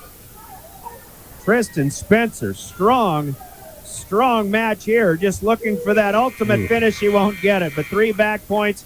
That'll make it a technical fall. 17-2, the final in this one. Governors tack on 5 more. They're 5 for 5, and they lead 25-0. 30 seconds, and the marquee match of the night could be coming up next. This is Pierre Governor Wrestling. Have all of your painting supplies at the paint store in Pierre. They mix paint and they color match paint. They carry interior and exterior stains. Great selection of paint. Find it at 1006 East Sioux Avenue in Pierre. The Paint Store, 605-224-8312, 224-8312. The Paint Store is a proud supporter of the Stanley County Buffaloes and the Pierre Governors in sports and activities. The Paint Store, same great paint, same great services. Welcome back to Riggs High Gym. The Governors leading the Harrisburg Tigers 25-0 so far. Technical fall victory for Tristan Spencer over Corbin Okenga. Now at 138 pounds, Blake Judson, the senior, 13-0 on the season, a champion at Rapid City, a state runner-up in Rapid City last February. Now 13-0 as mentioned so far. He takes on the junior Peyton Tryon of Harrisburg, who is 8-3 so far on the season. How good is Blake Judson so far this year? He's just been dominating. Again, here's another kid that loves to work. He's put the time in the gym. You look up competitor in the dictionary and there's a picture. He loves to compete. The tougher, the better. And he's imposing his will on his opponents this year, and it's been a lot of fun to watch. Takedown toward the tail end of the first minute of the first period, 2-0. Judson. And here's a good example. I think you look right there at that championship match in Rapid City. He defeats Wyatt Stuntebeck of T Area in a fall in a minute and a half. And Stuntebeck was one of these kids from T Area that really, really had a great state tournament. He's looking for big things this year, but I don't know if you saw that match, or was it just one of those where just found an opening and took advantage, or was he just that much better? I'd be hard to expect that. It's a combination of both. He is that much better, but strength wise, Blake is as strong as he's not going to be out muscled, I guess is what I'm trying to say. And here he's got a cradle locked up. If he can get it over, he kind of got in trouble there a little bit, but bailed out by the buzzer as the first period comes to an end. Still just 2-0. Judson went to the finals at 126 at the state tournament a year ago. Governors had 3 finalists. He had Tyson Johnson, the senior, and finished in second in a great match to Gabe Skustad of Chamberlain. Then, of course, Reagan Bolweg, a champion at 220 pounds last year. On to a football career himself at SDSU. Tyson Johnson wrestling for Dakota Wesleyan, if I remember correctly, right? Yep. He's down there and wrestling with a great program. Good coach down there at Dakota Wesleyan, Coach Mao. Judson here underneath, but not making an awful lot happen 40 seconds in. So let's start to, give some props to what Peyton Tryon is capable of here in a Harrisburg singlet as well. Yeah, Blake's just got to get going here. He's just kind of looking for his opening. Sometimes when you get your legs tied up, it's hard to, you got to work on one thing at a time. And looks like not much is happening, but, it's just all a process. Little by little, now they're going to be back where they started pretty much here as Tryon will work up high on Judson. I'd like to see him just concentrate on getting him out of the legs and getting to the feet. Don't worry about anything else. Just get to your feet. Then you can start working hand control and look for your escape. Nothing happening up around the back of the neck for Peyton Tryon. He tries to grab that right leg. Now maybe slipping a little bit. I think Blake Judson's got a bit of an opening. Up on his feet, but still, now potentially dangerous here as Chris Dozark will stop the match with 19 seconds to go in the second period, and Judson will have to go back to the bottom again. But every time you get to go back to the middle is a new opportunity, at least in this case, for Blake to start over. Yeah, he's got his reversal. There's that slip and the reversal. 2 points. Judson doubles his lead to 4-0. Right at the end of the second period, and a 4-0 lead to go to the third. Be a big mistake for them to choose down, but they're going to do it. But again, that's almost default choice as Judson will wrap the left arm around and put him right back, face down. I'm going to call a pin here in the next minute as he looks for the cradle.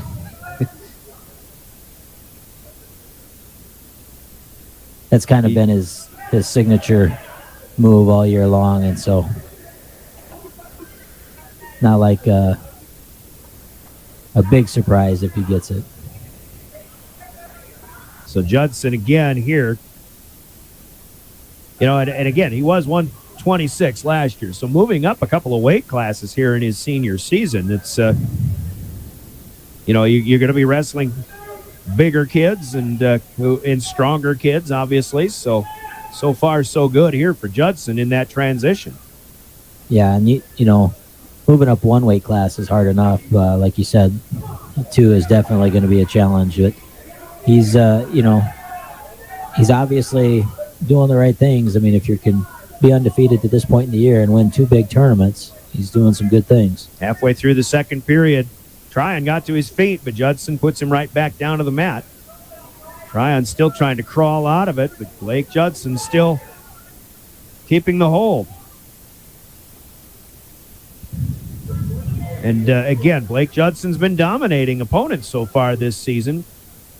He had a couple of decisions by 6 and 7 points, with 3 wins by fall and 5 matches overall in Rapid City, including that championship, a win by fall. But right now, Peyton Tryon giving him every difficulty. Are you seeing more of Tryon in this case with 10 seconds left, just trying to limit the damage, yeah, he's definitely been coached to slow the match down, and that's what he did. So, kudos to him for surviving the match. The other thing that could be causing problems is they turn around and wrestle again on Thursday, and I don't know if wrestlers are kind of trying to keep weight close or what that may be, but that's something else to consider, I guess. An escape at the end. 4-1 is the final in that 138-pound bout. Blake Judson stays perfect. He's 14-0 on the season as he defeats Peyton Tryon. The Governors tack on 3 with the decision. They lead 28-0. Chase Sarda will wrestle at 145 pounds for the Governors against Logan O'Connor, the sophomore, standout sophomore at that. He's 7-2 for the Tigers. So Sean Lewis, in this case, electing at 145 not to send Hayden Schaefer out for the first time this season. Schaefer still dealing with a finger issue. I think he broke a finger in practice before the season started. So Harrisburg strikes first, and if I'm not mistaken, this is the first lead that Harrisburg has had in a boys match here so far tonight. Seventh match of the night. Yeah, and you heard Coach Lewis earlier talk about he'd penciled it out several different ways, and he was kind of thinking it could come down to 30-30, and right now it looks like we're in the driver's seat, but Harrisburg has some hammers coming up, so we got to kind of keep the pedal down and keep trying to score where we can. 28-0 on the dual score after 6 bouts. But after a quick takedown here, not much going on for Logan O'Connor, and Chase Sarda, at least for now, is perhaps doing what Peyton Tryon was doing in that last match for Harrisburg and try to minimize the damage. Yeah, right now Chase has got to just work on getting some hand control and get back up to his feet. Chase 11-5 so far on the year. 6th place finish out in Rapid City over the weekend. And Chase is a dangerous wrestler. He can put just about anyone in trouble in a hurry. But the better the wrestler your opponent is, the less of a chance that's going to happen. So he's got to look for his opportunities when he can, because sometimes that window can be pretty small. Sarda, about 10 seconds left, did get warned for stalling here in the first period, which comes to an end, and Logan O'Connor has a 2-0 lead. He'll take the top as Sarda goes down with his choice. Second period underway. Live streaming with Live Ticket, liveticket.tv, gogovs.live, or the River 92.7 page of drgnews.com. As per usual, Governor Sports available with the help of Live Ticket. Brian Menning and company doing the honors of streaming our wrestling coverage tonight. Basketball games from last weekend are available at drgnews.com for replay at your leisure. Governor Boys getting a couple of victories. They'll host Sturgis and Spearfish this weekend, Friday night, Saturday afternoon. Governor Girls will take to the road to Sturgis on Friday night and Spearfish Saturday afternoon. Their game's on KGFX AM as O'Connor will let up his opponent. That is a point for an escape for Chase Sarda, and suddenly a headlock turn, and he gets O'Connor down to the mat, but he didn't get him on his back. Boy, what a move. Yeah. That's what you were just talking about. Yeah. Chase is kind of explosive when he gets that opportunity, and he just about got the finish on that. Yeah, that was impressive. That was as nice a headlock as I've seen in a long time. We've got to turn him back over, but well, actually, they did give him a takedown because he was in the up position, so it was 3-2, but now Sarda unable to hold, and 2 points back of the reversal by Logan O'Connor. And you got to think Logan O'Connor is going to say, boy, I'm not going to let that happen again. Yeah, he'll. But, again, when you've got the explosiveness that Chase has, sometimes you don't have a choice in that. And, Chase is one of those kids that can hit that unique move more than once. And, and he may end up having to in this match. So on his face right now, and O'Connor trying to work up high, but this will be a stalling warning on Logan O'Connor. I was just about to say, Sarda already got warned for stalling once. He'll have to do what he can to avoid that happening again and get a point counted against him, but it was O'Connor in this case warned for stalling at the tail end of the second period. So 4-3, a good match going at 145 pounds. 7th weight class out of 14. We'll be halfway through the boys duel when this one comes to an end. I think in this situation, I'm looking at maybe cutting him loose and trying something from the feet again. I mean, I know you're only down 1 point, but the chances of turning somebody as talented as Logan O'Connor, it's probably not real likely. And maybe that's what Sean's thinking. I'm going to let him try for a minute and a half, and then I'll cut him loose and see what we can get done. 23 seconds in, 1:37 to go, third period. And stalemate called, so they'll try it again. Sarda with the left arm wrapped around here. O'Connor gets to his feet. What you don't want to do is give up a reversal. And that's what happened. Did. Yeah. There's a 2-point reversal. Really, and it looked like Chase was in a position to where he probably should have just let him go. They were on their feet, but it is O'Connor down on top now, 6-3. He has the lead. Harrisburg trying to win their first match of the night. Yeah, and this is where you were talking earlier about not letting him do it again, the headlock, that is. This is something that he's thinking about. You know, he's going to create a lot of pressure on top. He's not going to let him get to his feet and have that situation happen again. Harrisburg, by the way, did go to Rapid City. They placed fourth, just 4 points behind the Governors. There's a stalling call, and that'll be the second one against Chase Sarda. So a point to Harrisburg here, and it's 7-3. I mentioned earlier, Rapid City Stevens won that Rapid City invite, 215 points. Watertown in second at 192.5. The Governors were 15 points out of second place. But again, a little bit undermanned, and now a stalling call on the Harrisburg wrestlers. So tit for tat on that, and it is 7-4.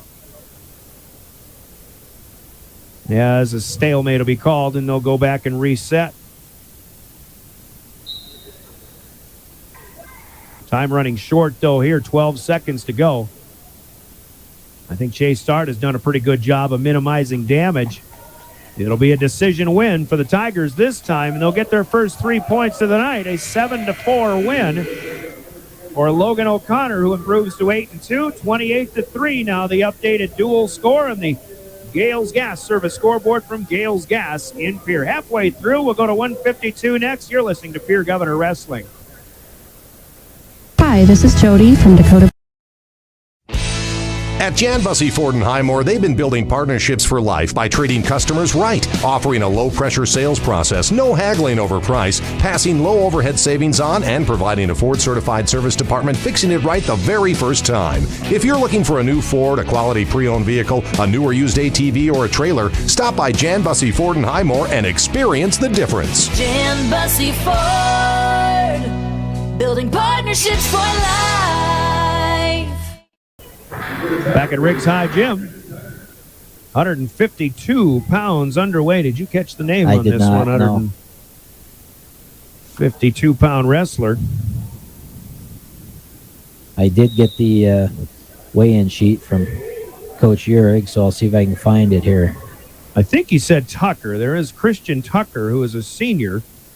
Jaden Schilling and Brandon Siminek are a couple of 152-pounders who competed for Harrisburg and Rapid City. But here's Deegan Huska of the Governors getting his man on his back after a takedown.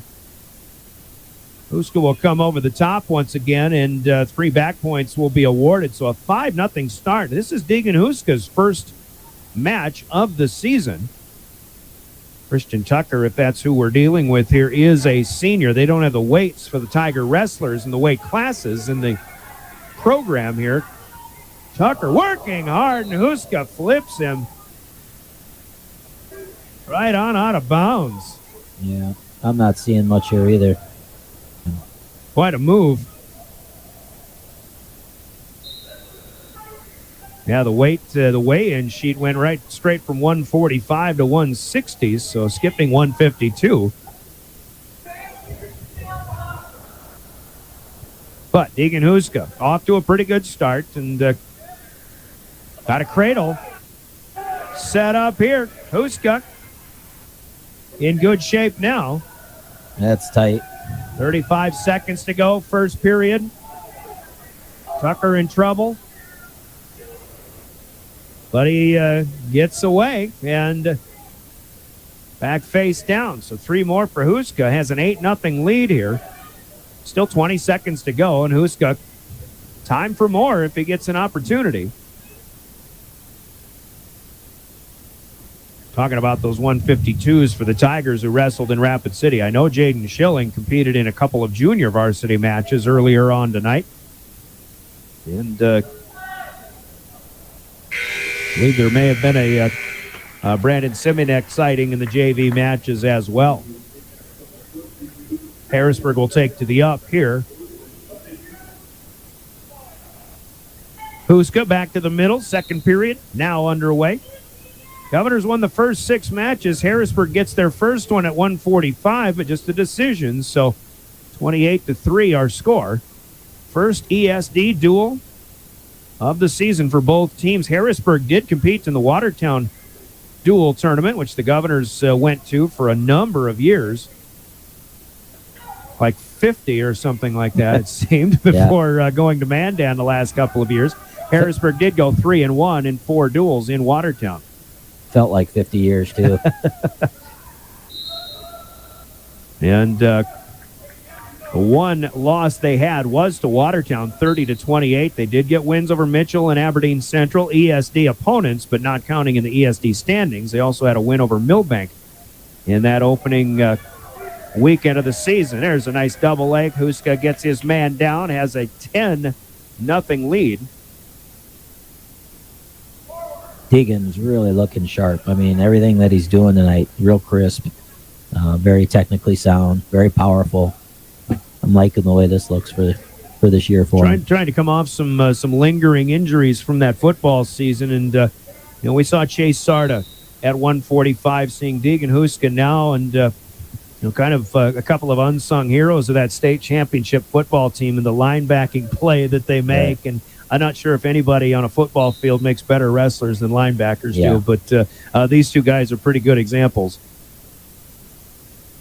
Huska goes for 2 legs again, but actually is able to just force him down from around the waist. Another takedown. That was after a 1-point escape. So the updated score, 12-1 here for Deegan Huska. He made that double leg look pretty easy.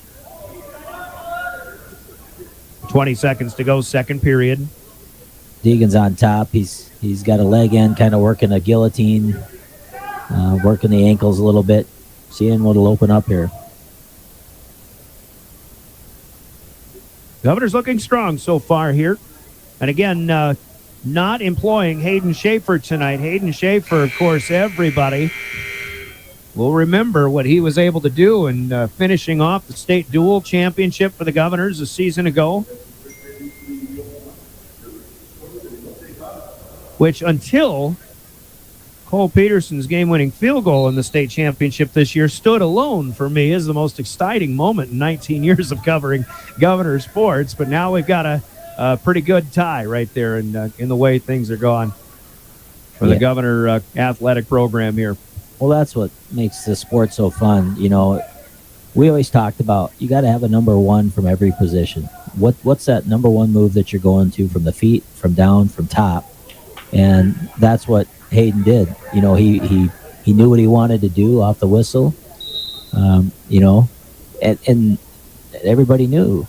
And his opponent knew it too. Yeah, and as we talked about that, and then you couldn't stop it. Right. And that's what good wrestlers do. Anyway, Deegan Huska sitting pretty right here, 15-2, as he lets his man up again. That after another takedown, but now one more takedown, and he'll have another technical fall for the Governors. We're in the third, and there it is. That's the third technical fall for the Governors scored tonight. 17-2 with 1:13 left in the third. 3 more for the Govs. Updated score 33-3, and we'll go to 160 in 30 seconds. You're listening to Pierre Governor Wrestling. The Pierre Fire Department has a strong and proud history of volunteering for our community since 1881. We have some great men and women who are serving our community, and we are always looking for more quality volunteers. No experience is necessary, as we provide training locally. If you are looking for the next adventure and an opportunity to serve your community, volunteer today. It's as easy as calling 605-773-7401 to get started.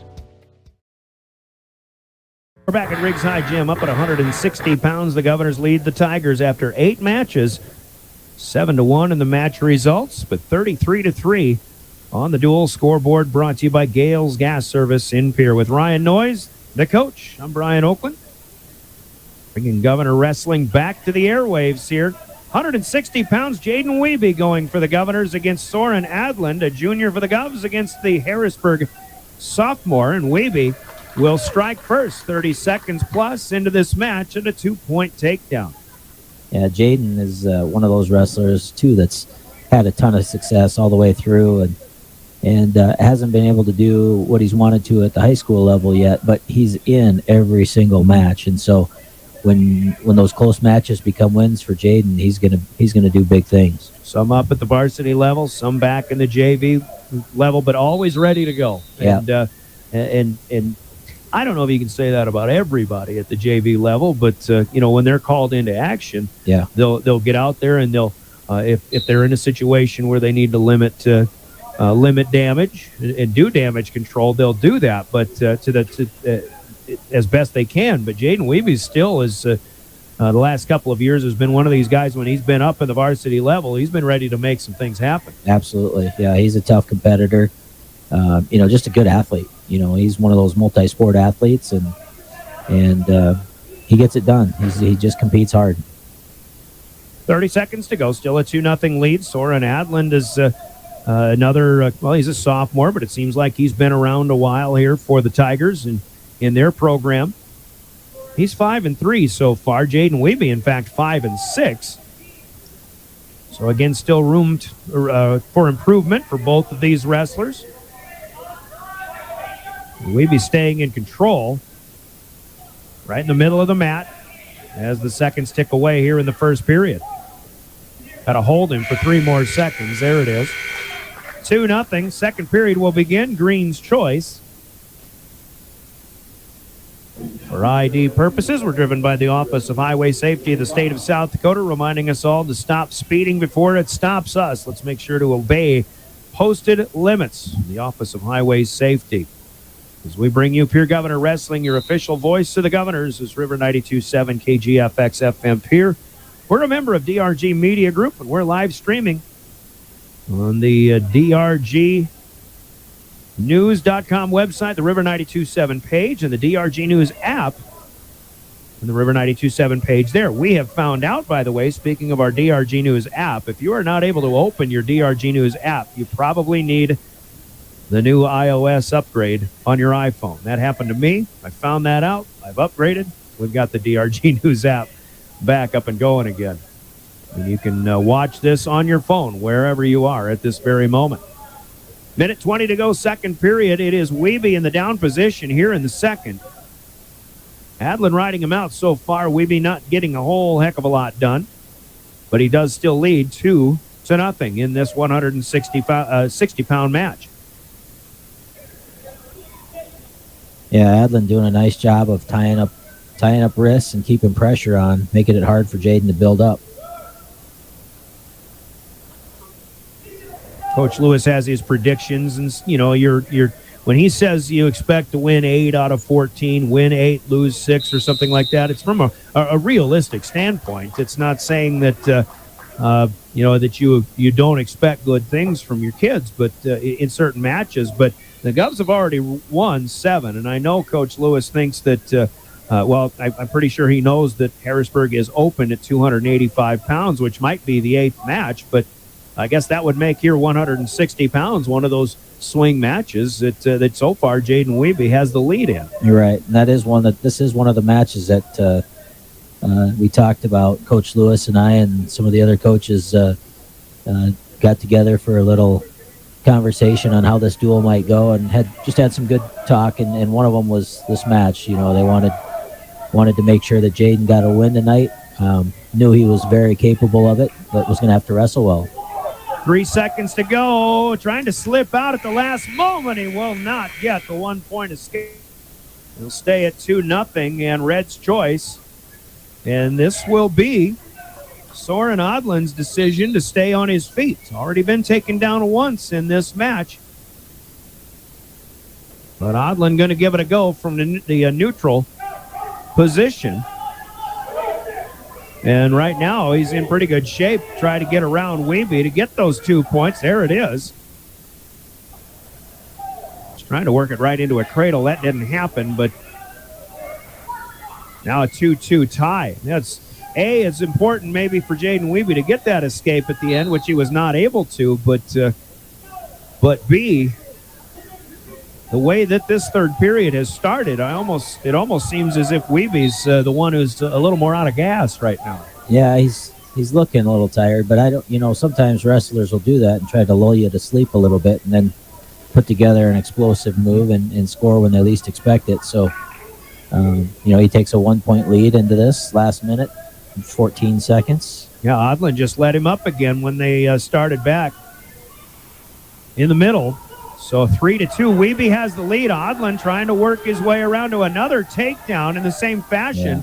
And again, it looked like he wanted to go right into that cradle, which he was not able to do before. But this one, well, he was in better shape. So he's got that takedown. Now Odlin has his first lead of this match with 50 seconds to go in the third period. 4-3. So Weeby, who could not get an escape through the entire second period, needs one now. 30 seconds to go. And there's a stalling call for the second time against Weeby. That'll be a 5-3 lead now, a point to the Harrisburg wrestler. Odlin was across the face for a moment, but he pulls back, and now I think he's trying to turn him over, but more or less just acting like he's doing something. He'll be content right now with a 5-3 decision. Soren Odlin comes from behind to defeat Jaden Weeby. The Tigers get their second match of the night. They trail 33-6. 30 seconds to go. We'll go to 170. Next, this is Pierre Governor Wrestling. Join the team and take on your legacy. Since 1862, the South Dakota Army National Guard has been ready to defend our freedom and our way of life. When our nation calls, we are there to help our friends, neighbors, and communities in the event of forest fires, floods, tornadoes, and severe winter storms right here in South Dakota. Now we want you to write the next chapter in our rich history of the South Dakota Army National Guard. Visit their Facebook and Instagram pages or nationalguard.com/SD. We're back at Riggs High. Spotlight on the mat for the first time this season.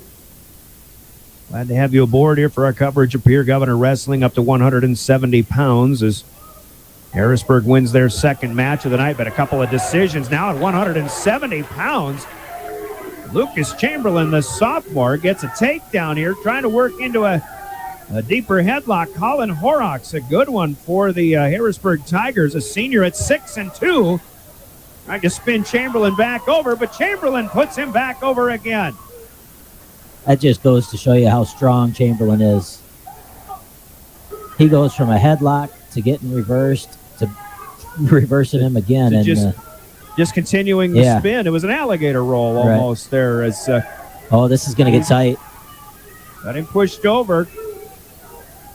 Lucas Chamberlain, the sophomore, 4-2, hasn't had a lot of matches so far. He does get 3 back points on a 5-second near fall, so he leads 5-0 in a match, Coach, that I'm almost certain the coaches were assuming this to be one of the 6 that Harrisburg might win tonight. But here Chamberlain's getting seconds counted again. Yeah, he walked him right over in a reverse half, and he's got him in trouble.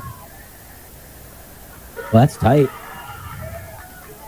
Horrocks right now is just trying to bridge out, but keep that shoulder off, but he gets a win by fall. Lucas Chamberlain, 1 minute and 32 seconds. 6 points for the Governors. They up their lead to 39-6. Those are the kind of confidence boosters that, kids like Chamberlain need to take him to that next level. Boy, he's really looking good. And Chamberlain was forced into, I don't know if forced is the right word, but he had to fill a hole as a young freshman in a big weight class a year ago. Yeah. And, he had some good efforts, but just was outmatched more often than not, I think. But, boy, he was the aggressor in that one, no doubt about it. Well, you look at, when those kids are taking opportunities like he's taken he went to Florida with us last summer too, to wrestle on that national level. It's fun to see when it pays off like this. So now to 182 pounds, and Harrisburg does bring another good one. Ryan Hirschkorn, this guy's been around a while. He's had a lot of success. He is 6-3 on the season, senior for the Tigers, but he has a takedown against Chance Sarda. Sarda, the sophomore for the Governors, 6-4 on the season to start, but Hirschkorn again. I think Harrisburg would be right to expect big things from this young man this year. Yeah, he's a load for sure. So first minute gone by now, and Sarda near the edge, trying to just work his way out of bounds, maybe. Sometimes it's nice to just hang out there for a little bit and just not get yourself in too much more trouble. Now out of bounds, they'll go back to the beginning, to the middle once again. But speaking of somewhat young guys filling big weight classes, the Governors have to do that now here at 182, and we'll see it again at the top two weight classes. Yeah. Not necessarily a young guy at 285 with Josh Rydberg, but Elijah Bucci, a freshman, filling that 220-pound spot. Well, you've got young age-wise, and you've got young varsity level-wise, and, you know, if not one, it's the other. Mm-hmm. So, yeah, I think you were correct to say young. You know, experience is a big thing at this level, especially in the ESD. Another takedown for Hirschkorn. He leads 4-1 after letting up Chance Sarda. Trying to get him rolled with that chicken wing on the right side here, but 5 seconds to play to wrestle in the first period. And a 4-0 lead is what Hirschkorn will take to the second period. You got to believe Sarda will choose down, thinking that Harrisburg wrestler will let him go. That's a free point. No, he's going to choose down. Harrisburg wrestler chooses down. It was red choice there, so see what Sarda can do from up on top, as Hirschkorn was up on his feet, but I'll tell you what, Chance Sarda got a cradle looks locked like up. Yeah, I was going to say, it looks like he's in pretty good shape, but he's not able to bring it together. So now Hirschkorn up on his feet again. Sarda, now he tried to throw him back once, but that didn't work. He had to let him loose. Yeah. 5-1. Point to Harrisburg. Governors lead the duel 39-6. This match included 4 to go, and mathematically the Governors have locked up the duel victory. It's 39-6 now. Worst case scenario, Governors would lose this duel 39-30. Minute 5 to go. There was a takedown for Hirschkorn and another release. So we've got a 7-2 score. Here at 182 pounds. Four weight classes left, but Harrisburg did show open in the opening face-offs at 285. There's another one for Hirschkorn. Now leading 9-2. Yeah, if you'd asked Coach Lewis last night, do you think you'll have it sewed up at 182 pounds, he'd have said no way. Probably not. Yeah. And there may be, as we understand, especially perhaps looking at that girls' roster that they brought here tonight, could be some sickness going around Harrisburg. Suddenly that's become a thing again, unfortunately. Yeah. Like to think it's just Governor domination, but, we know Harrisburg's got a good program. Half Nelson left side here for Hirschkorn, but nothing doing here as the second period ticks away. The horn sounds. So 9-2 to go to the third for Ryan Hirschkorn. And up here chooses up here. Both up, yep, on the feet. Maybe he's got something up his sleeve. Well, and what do we know about Chance Sarda? We've seen Chase. But here Chance tries to step in, but Hirschkorn just sidesteps him and gets him down for 2 more, 11-2. I haven't let seen him up. He's going to try to score some more. Now 11-3. Yeah, I haven't seen Chance too many times to know what. Well, there it is. Trying to explode into another headlock, but he can't get him spun, and it's Hirschkorn who squirts out of that and then comes over on the top. So it was a good effort by Chance Sarda, but now finds himself down by 10, 13-3. As Harrisburg in position to score bonus points for the first time tonight. Still like to see, no matter what the score is, you still like to see our guys fighting all the way to the end. And I know Coach Lewis has stressed that in practice.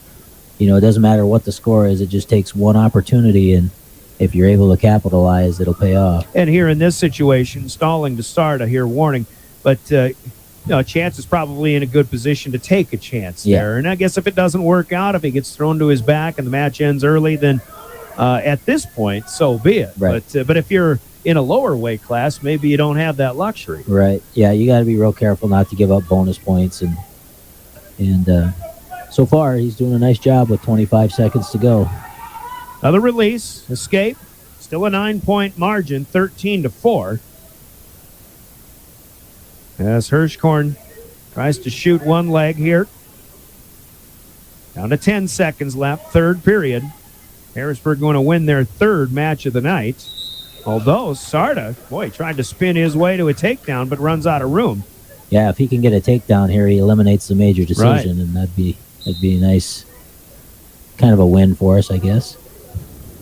But that'll do it. 13-4 is how 182 comes to an end. Harrisburg will tack on 4, and they'll pull back within 39-10. Our score on the Gales Gas Service scoreboard as we'll pause for 30 seconds and go to 195 with Gavin Stotts for the Governors next. This is Pierre Governor Wrestling. Scott Darno with Lee Real Estate in Pierre is ready to help you find your dream home. There are 10 things you need to do to buy or sell your home. Number 1, call him at 605-220-2676, and he'll handle the other 9. As your resident realtor on a bike, he will make buying or selling your home feel like a walk in the park, not an Ironman triathlon. Find him on Facebook or email scott@LeeRealEstatePierre.com. Lee Real Estate and Scott are proud sponsors of Central South Dakota Youth Sports and Events broadcast on Live Ticket TV. At Riggs High Gym with 2 more matches to wrestle, 3 weight classes overall, but a good one coming up here as the Governors will send Gavin Stotts to the mat. Stotts, the junior now, 7-4 to start his season, taking on the champion, the only one Harrisburg had, but the champion of the Rapid City Invitational this past weekend at 195 pounds. Jack Dietert, a junior, at 5-0 on the season. You go win Rapid City, you got good things ahead of you, and that's what Dietert's looking at right now. Doesn't hurt that his coach is about the same weight and wrestled at SDSU at that weight, so he's probably got a pretty decent workout partner in the room. Yeah, but his coach is in his 20s. This guy's only 17, 18. Yeah. Junior, maybe he's 16. So a minute gone by, Stotts staying on his feet so far. And again, now, Coach, we're talking about Gavin Stotts here, who we talked all year long last year about the strength of this young guy, and we saw it again on the football field all season long. Strength, toughness, but just always found himself in loaded brackets and tournaments, and and now here in the ESD with Jack Dietert and who else? It's going to be a loaded situation for Stotts. He's going to do whatever he can. He's going to get his victories, but he's going to take some lumps too. Yeah, typically, these heavier weights like this, you're wrestling a lot of juniors and seniors, which he's a junior as well. But, those kids at that weight class are usually some of the better football players in the state, some of the pretty talented athletes. So he'll have his hands full, but I look for Gavin to do good things this year.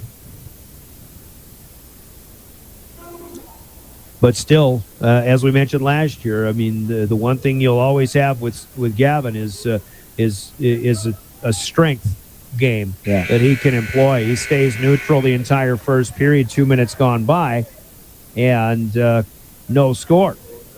To piggyback off of that, the strength is, absolutely, but also effort and coachability, and he's one of those kids that doesn't matter what the score is. He's going to empty the tanks, and he's going to compete for 6 minutes. He did go 2-2, did not place at Rapid City, whereas his opponent, Jack Dietert, goes 5-0. and wins that bracket. Stotts down here to start the second, up on his feet, but Dieter keeps him by one leg and gets him right back down. Pretty good return there to the mat. And a lot of times, we saw it last year too with Gavin Stotts. He's not gonna be in a lot of high scoring matches either. He's going to win his 4-3s, his 3-2s, things like that. Stotts, he just could not get free with that one ankle and foot kept up by Dieter. Yeah, he did a nice job of getting to his feet, but Dieter was able to hang on to his ankle, and Stotts kind of was returned pretty hard, and someone's bleeding. It is Gavin that getting some blood from the nose. We've got a blood timeout here. Had an injury timeout earlier. Blood timeouts here, and blood timeout sponsored by Coca-Cola Bottling. Timeouts in our broadcast. Thanks to Coca-Cola Bottling in Pierre. Early in the season, you don't see quite the blood timeouts, I don't think, as you do late in the season, with all of the difficulty that wrestlers have to go through. Yeah. Over the course of the season. These were some of the funnest conversations was during blood time. Back when I was coaching, you'd come over and you try to make light of a situation and say, "Hey, what are you doing? You got time to do this later. Let's get this match over," And so you kind of want to lighten the mood a little bit and let them kind of reset and get ready to go here. Coach giving him some last-minute instructions. About 1:09 left in the period. Stotts will be down, working from the down position. As he did when this second period started. We still have no score. And again, the Governors lead the duel 39-10. 12th match of the night. Governors have won 8 of the first 11 with 3 technical falls. There have been 3 wins by fall. And a few decisions as well. Somebody's getting called for clasping, and that is one for Gavin Stotts. Yeah. There's blood again. This time, Gavin again. I'm sure. Oh no, it's not. That is, yeah. Well, it was the Harrisburg wrestler who pointed to his nose, so he's got blood this time, and another Coca-Cola timeout. Governor Wrestling. Hey, let's check the schedule real quick. You got Harrisburg tonight. Aberdeen Central is a dual opponent up in Aberdeen. We'll have that one for you here on River 92.7 coming up Thursday.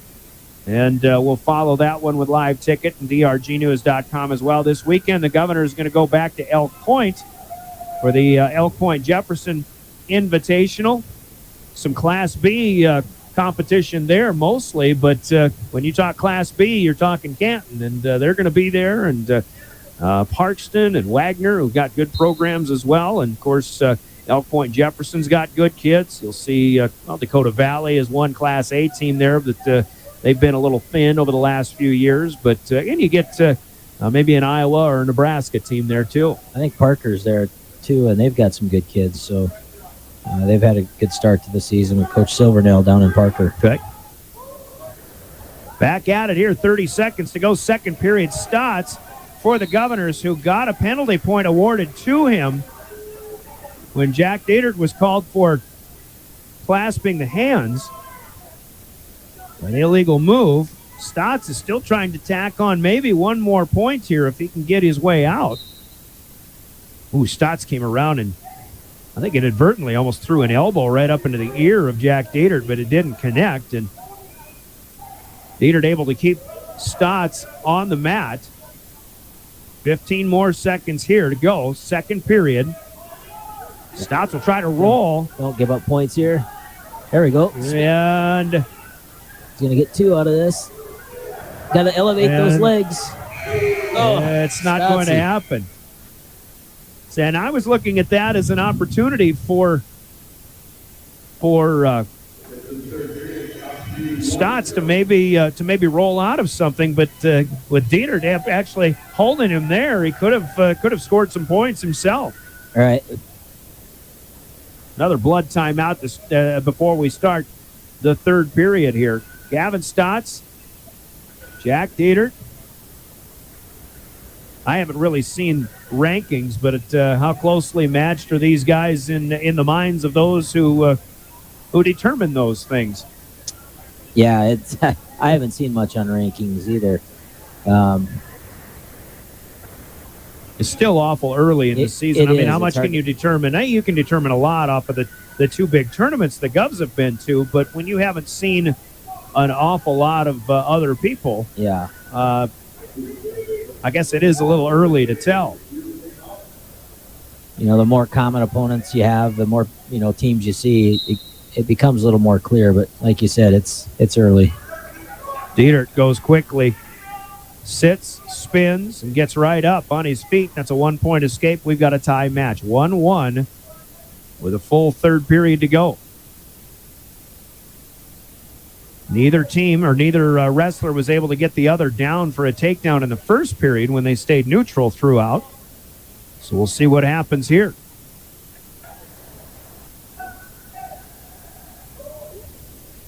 Always impressive to just look at the builds of these 195-pounders, though. I mean, you can see the work they put in. Yeah, it can't be a whole lot of fun. You know, I'm glad I was 135 pounds and didn't have to wrestle these monsters. So they break free again. They're still in the middle. Face to face. Now ear to ear.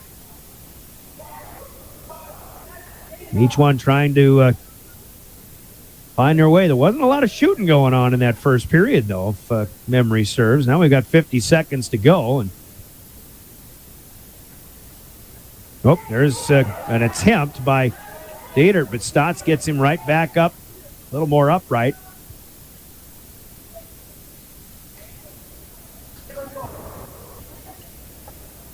This is one of those situations where, 30 seconds to go in the match and you're tied up. That's, against a kid that's 5-0 that just won the Rapid City invite. This is a good showing for Gavin. Gavin tries to come with a waist, but he gets spun right around. And fortunately for Stotts, Harrisburg wants two. They won't get it. They're out of bounds. And so they'll come back and go neutral again with 16 seconds left. At this point, how aggressive do you want to be, or are you better off to wait for overtime? I think so. I would. Oh, Gavin tries it again, but again a near miss, and the third period comes to an end. Stotts is another one of those kids that's super dangerous, and he just tried to hit a lateral drop on the edge and kind of slipped a little bit. Had it set up right, but just slipped a little. They're sweaty guys at this point in the match, but I think, you let it go into overtime, and you've got a whole minute to work, and so you don't have to force it. So our first match, it goes to overtime tonight here at 195 pounds. This is a 1-minute period. Both wrestlers on their feet. It is a sudden death. So essentially the first person that scores wins the match. 35 seconds left in the 1 minute. Stotts tries the single leg shot. Get his head in the middle, he'll be good. Got him, but Dietert's got his part on the hold as well. Stotts has to hang on to that leg. He's got to keep it for 20 seconds here. It almost seems it is Hirschkorn who has the takedown here. So, sudden death with 12 seconds to go. That match goes 6 minutes and 48 seconds, but it's a decision win for Jack Dietert, who stays unbeaten at 6-0 on the season. Harrisburg wins their fourth match of the night. 39-13, the Governors lead, and we've got a final match coming up. We'll just keep it here at 220 pounds. And again, if we're not mistaken, Harrisburg is open at 285 pounds.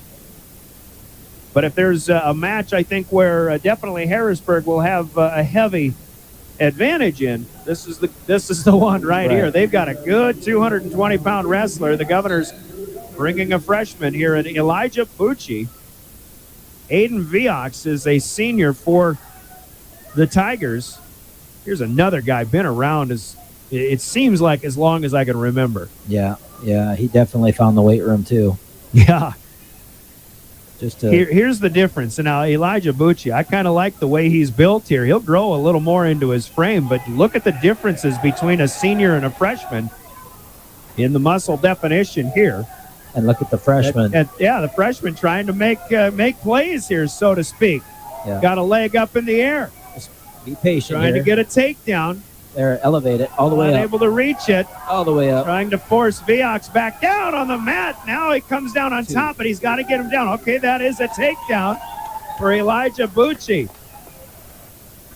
This entire crowd knows kind of the disadvantages that Bucci is facing here. But a minute in, he's got a 2-0 lead. What a great thing to see a ninth grader go after a senior. And just no fear. And that was a great shot, great finish, a lot of patience on that finish. And he seems to be controlling on top here pretty well. Viox tried to get up, but lost his balance. He's back down. Now they'll be out of bounds near the scorer's table here on our near side. 40 seconds to go. It'll be a good situation here for Aiden Viox if he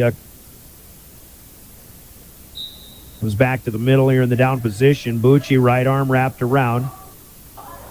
I think for 3 years I've been calling him Viox, but if I remember when the Governors went to play football in Harrisburg, I think they were calling him Viox on the football field. So I'll go with Viox, and he's got a 2-point reversal now. 20 seconds to go. First period, we've got a 2-2 tie. Good match. Yeah, his arms are about three times of what EJ has, and that's just, how do you compete with that kind of strength advantage? And the thighs too. Look at the size of the thighs. Chicken wing won't work as Bucci wrestling tough here in this first period. We're gonna have a conversation between officials here about something. Well, he was grabbing his headgear, and I don't know if they saw it or didn't see it, but no penalty point, so must have missed that. Green defers. Red will take to the bottom. Yeah. 2 minutes to start the second period.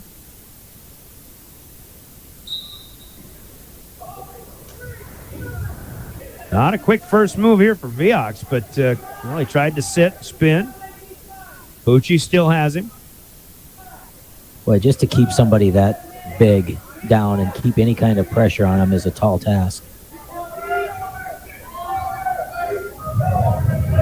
And I agree, but again, we're a couple of little guys up here, looking down on the mat where Viox gets a 1-point escape. He's up 3-2 now. Still, just past 30 seconds gone by second period.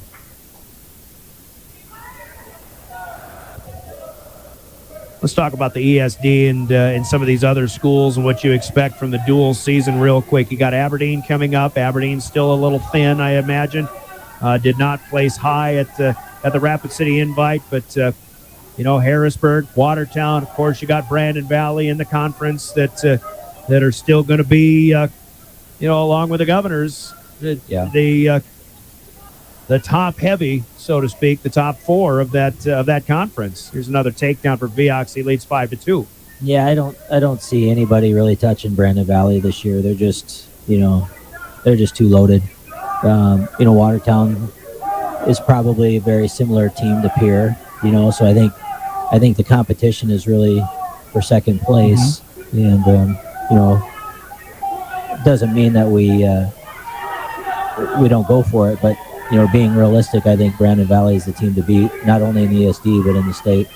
Slowly but surely. That chicken wing worked for Viox, but now Bucci works his way out of it. 3 back points for Viox to go up 8-2. Bucci almost got spun all the way around. There it is, a 2-point reversal, so he's back within 4 here as the second period comes to an end. Yeah. 8-4.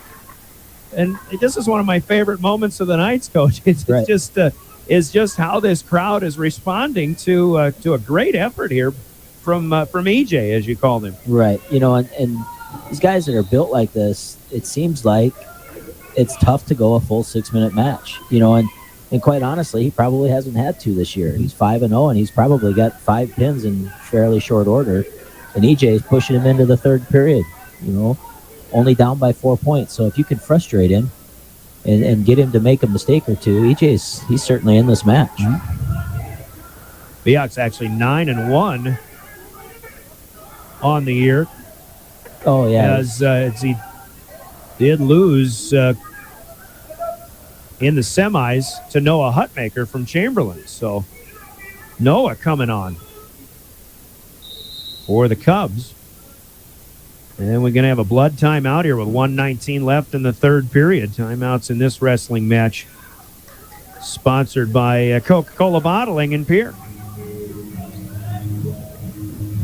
Yeah, that's kind of a neat story. I gotta throw that in about Noah Hutmaker. I mean, now suddenly, speaking of a guy who's growing into his frame, he got a 156 pin over Viox, and Noah just he was pretty raw a few years ago, but now obviously about Brother Nash and what he accomplished over his 4 years in a Cup singlet. But is Noah Hutmaker one of these guys that could really be the last one standing at the end of the year? Yeah, there's no question. He's going to be there somewhere, and it just goes to show you, when you're invested in whatever you do, whether it's football, whether it's wrestling. I see lots of pictures of those guys working out in the weight room with Nash and with Dad and Noah. That kind of effort pays off, and you're seeing what he can do. I mean, if he's pinned this kid in the minute 56, that's pretty impressive. Back we come here out of that blood timeout. Viox on top. Bucci with a quick move, but unable to get away as of yet. So we were talking Brandon Valley. You talk about what they likely have in front of them in the ESD conference and at a state level, but you still got Rapid City Stevens winning Mandan, winning their own tournament out in Rapid this past weekend, and that's a team that's still also very loaded, obviously. They are, and they'll get, they're one of those teams that will get even better by the end of the year. And I think right now Rapid City Stevens has the best kid in the state wrestling for him in Graff. Oh, yeah. He's pretty talked impressive. A lot about him last year. Yeah. 3 back points here for Viox. Got Bucci on his back, so it's 13-4. I forgot about Logan Graff. Actually, the first guy I thought of was Jack Schoenhardt when you started talking about it. He's a good one there, too. But, pound for pound, Logan Graff was that guy last year. Yeah, he's on a different level. Transfer. Yep. Stalling here to Bucci. This match will end in 5 seconds.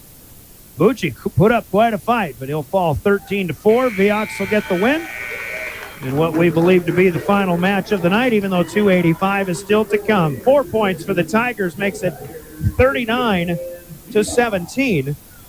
Hayden Viox improves to 10-1 on the season. Bucci 4-7 with the loss. And the big fellas asked to report. Joshua Rydberg, the senior, will get a win by forfeit. And that'll be the final result of the night. Before we go to postgame here, Coach, let's talk about what Joshua Rydberg did real quick in Rapid City. I don't know if he came out of nowhere or whatever, but makes the finals and really a very impressive weekend. Yeah, he really did. I got to see a couple of his matches online, and he looks to be one that's going to do some great things for the Govs this year. So, yeah, I would expect some good things from him.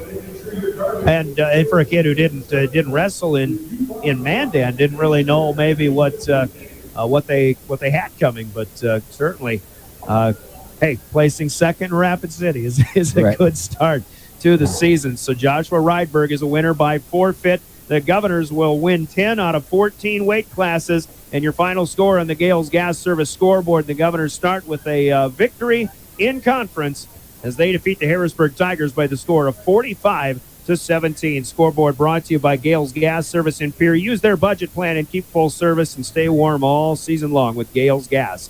in Pierre. We'll take a 3-minute timeout. We'll come back in the postgame coming up. Family Dental offices of Pierre and Gettysburg sponsor postgame festivities, and we'll have more conversation with Coach Ryan Noyes. We'll have Coach Sean Lewis up here to talk about this one as well. In 3 minutes, as you listen to Pierre Governor Wrestling and your official voice of the Govs, River 92.7, online live streaming at drgnews.com.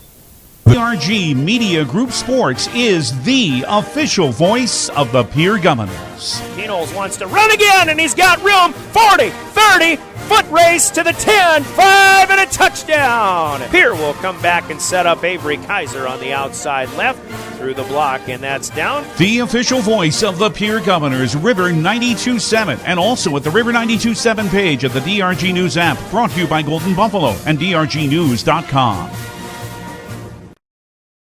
Riverview RV Park overlooks Lake Sharp on the Missouri River. They have all the amenities, from full hookups, laundry, showers, dog park, play area, and free Wi-Fi. There's no need to drive across the country. When here in central South Dakota, you can find some of the best fishing and the most spectacular sunrises and sunsets. Call us today at 605-280-6266 or reserve your next camping spot online at briggsrvpark.com. Make Riverview RV Park your home away from home experience.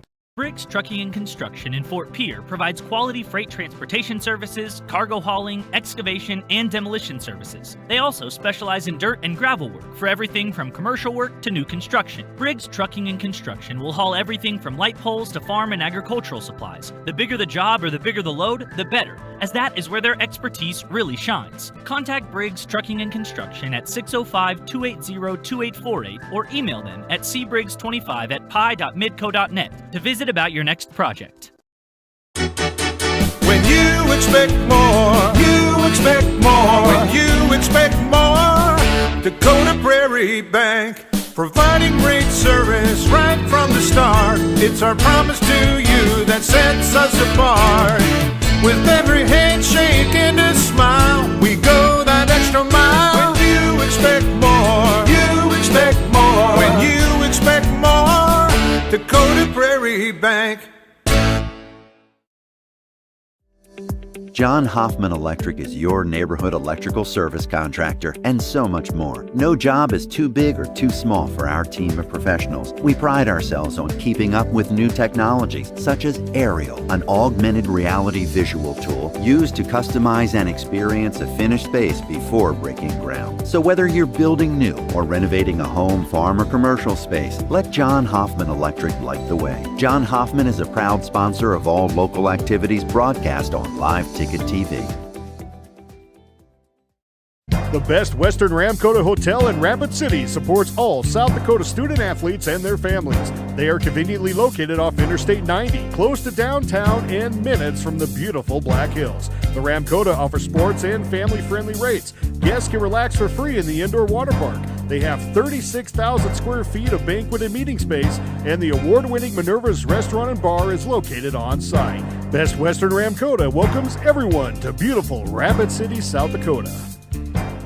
Defeat the Harrisburg Tigers by the score of 45-17. Brian Oakland here with play-by-play, and joined by head coach Sean Lewis on this one. And I'll tell you what, Coach, you've always been a pretty good prognosticator, but you said 8 up, 6 down in this one is what you expected. But 10-4, that's a pretty good start to your dual season. Absolutely, that was us. Getting started right off the bat at 106, and once you get that one and you start off kind of taking one in the heart of what they think that they need, things start to snowball from there. And that's what ended up happening. We ended up, probably giving up one match that I didn't want, but, for the most part, our effort was definitely there. And I think that we're in really good shape. So I think, and energy-wise, you obviously had, you came out and you did what you always preach, and being the aggressor right off the bat, and especially, and you said right off, in the beginning of the lineup, those are the guys that set the tone. So it's good to see that yet again. It just seems almost like the old days here. Yeah, you think about putting the pressure on 2 8th graders, and Lincoln and Alex. And those two kids, they're not wrestling like 8th graders right now. They're wrestling like seasoned veterans. And, Lincoln was battling through rib injury, as you were, is very easy to see. Yes. And we just kept telling him, be tough, look for one. And, when you look for one and then you get the opportunity, not only for that one score, but then to go ahead and put it away, and you've got the strength to summon it, props to him. They started us off well tonight. And there you go. I mean, that's one of the things that a young kid in any sport, but if you're going to be an athlete, you got to play with pain and everything that goes along with that. And I think Alex Odekoven, who avenges a loss from a few days ago in Rapid City, good start there. He gets the victory tonight. Lincoln Schonard just kind of adding to just being good examples of everybody else that came after that. Yeah, and they absolutely, we're the snowball effect. It's, we rolled from them into Nate and Noah and Tristan and Blake, and, and then you start to run into one of their best kids in Logan O'Connor, and, then we kind of just started to pick it right back up again, until you get into the real meat of their lineup where they've got those real salty big boys, with Horrocks and Hirschkorn and Dieter and Viox, and, then they didn't bring Larson with, and they were short Ratcliffe at 120 tonight. But, our guys stepped up. You definitely saw that we were ready for this moment. We knew that our dual season starting off with these guys was going to be tough, because I see them as a top 4 team. And so for us to come out and perform like this early in the season, I was definitely happy. Yeah, what kind of a statement does this say, not only to the Harrisburg Tigers, but maybe to other teams in the ESD? I know it's going to be difficult. Coach Noyes and I were just talking about Watertown and Brandon Valley in conference. You got 4 up on top, and then there's the rest of the crew. But this is going to be quite a battle. Don't sleep on Mitchell in there. Okay, Mitchell's dual team is going to be just absolutely salty. They pretty much didn't lose anybody from last year. Maybe 1 or 2 kids, and they're going to be a tough dual team to contend with as well. So, I really saw in the ESD, you look at Brandon, they're the obvious favorite. You throw us and Watertown and Harrisburg and Mitchell into the mix, and it's, you got to have it night in and night out now. And, we definitely had it tonight. All right, so now you're looking up and down, and we weren't, I guess even when Carter Ratcliffe was announced at 120, we didn't realize that wasn't the guy that was out there. Certainly doesn't take anything away from some of these guys who went out and scored like they were supposed to, like Noah Williams. And you got a tech fall from Tristan Spencer and another one from Deegan Huska. Deegan, first match of the season. And I think I'm imagining that you saw good things and saw what you were hoping to see out of him tonight. Yeah, he's actually got some matches, but they're not registering for Mandan. They ran it off track wrestling, and so I'm still having trouble getting some of those matches imported in. So his score is probably not, or record's not indicative. He's taken, I think, 1 loss on the year so far, but he's got a bunch of wins. Just didn't wrestle last week, and we're going to pick and choose with him where we're going to wrestle and when we're going to wrestle, because it's not a sprint. It's a whole long game, and we got some things to get healed up, and we're going to make sure that he's ready to perform when we need him. Same for Hayden Schaefer, who you kept back tonight, and I'm sure the results of those first couple of matches had something to do with that. Yeah, when you start penciling those off like that, there's just really no reason to hit a setback with him. If by chance that we absolutely needed him in the duel and we were struggling, he would have been there for us. I have no doubt in that.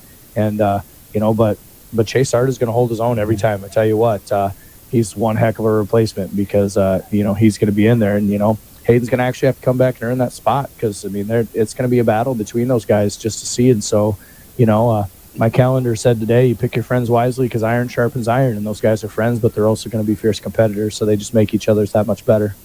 Chase Sarda was one of these guys who was an underdog, but they did a pretty good job in damage control. You limit them to just a few decisions, and then the one major up there at 220, but pretty good job and pretty explosive moves that didn't quite pan out, but they given the way that Chase and Chance and even Elijah Bucci with showing some good things in their losses, I think you just never sleep on anybody in this wrestling room. Yeah, and one of the big things we're preaching is constant positioning. So it doesn't matter if you're you're winning matches. As long as you're going to be in good position, there's going to be a scoring opportunity. And the same thing, if you're willing to stay in good position, you're also hard to score on, in the same respect. And that's some of the things that those kids are the maturation process is coming along, and we're really starting to develop, that good positioning. Whereas, maybe a year ago, some of those guys are out of control, just constantly looking for offense, which you want that aggression, but you also want to be intelligent with what you're doing. And so, seeing that and out of those guys tonight was definitely a super sight. And maybe speaking of damage control, one of the marquee matchups was that 138 with Judson and Tryon, and just a 4-1 win for Blake Judson, but it just seemed like that was one of those where Harrisburg was trying to do just that and limit what Blake Judson may have been capable of there. Yeah, and Peyton Tryon's no slouch. Mm-hmm. He was at 113 2 years ago, wasn't really in their lineup last year, hurt a little bit and just kind of couldn't shake and get in there. But he's stingy. He's a real tall kid, but he's super strong. So he really resembles kind of Hayden Schaefer well, and he rides the legs like a son of a gun. And so when he gets those in and slows you down, it can be a long night down there for a while.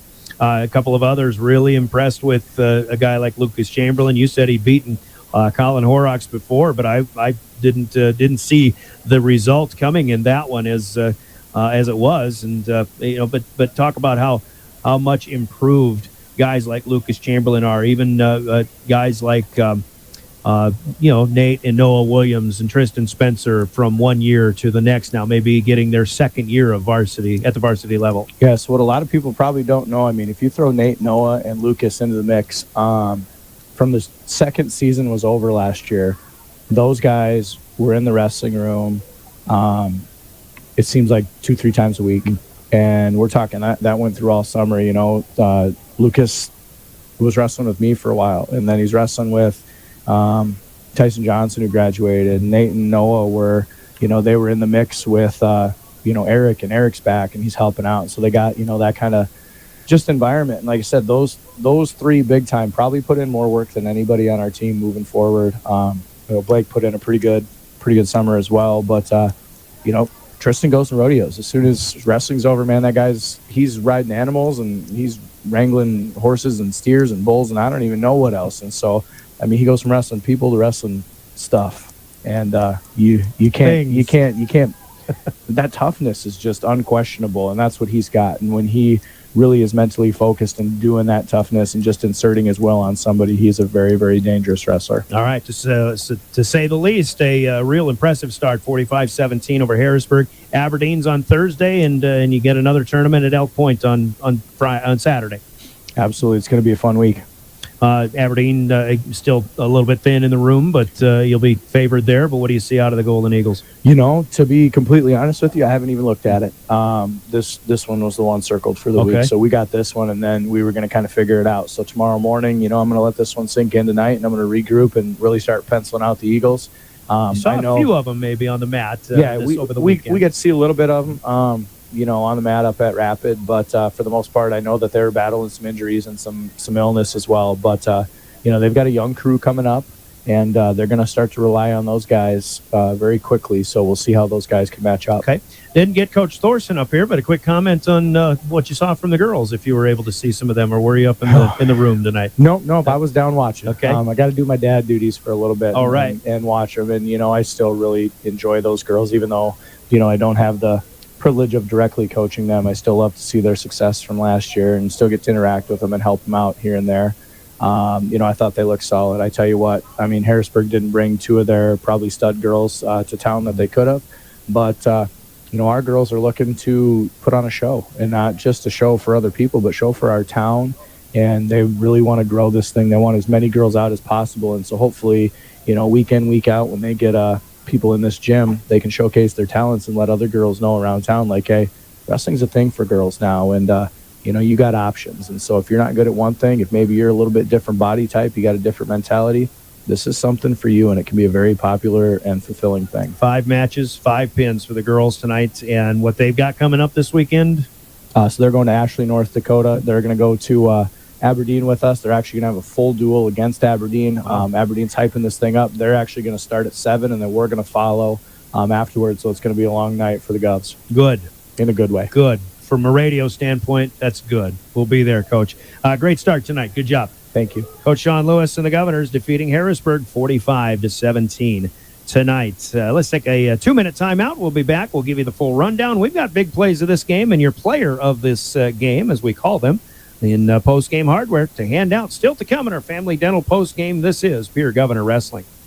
Do you dream of a custom home built within your budget and done on time? Kruger Contracting can make that dream a reality. They're a trusted home builder since 2003, and they're going to be upfront and open about cost and transparent about where your money is going when it comes to your new home. Their skilled crew will manage construction of your new home from start to finish. They're located in Pierre and can build your home in Pierre, Fort Pierre, or the surrounding area. Call 605-222-2523. Visit KrugerContracting.com or find Kruger Contracting on Facebook.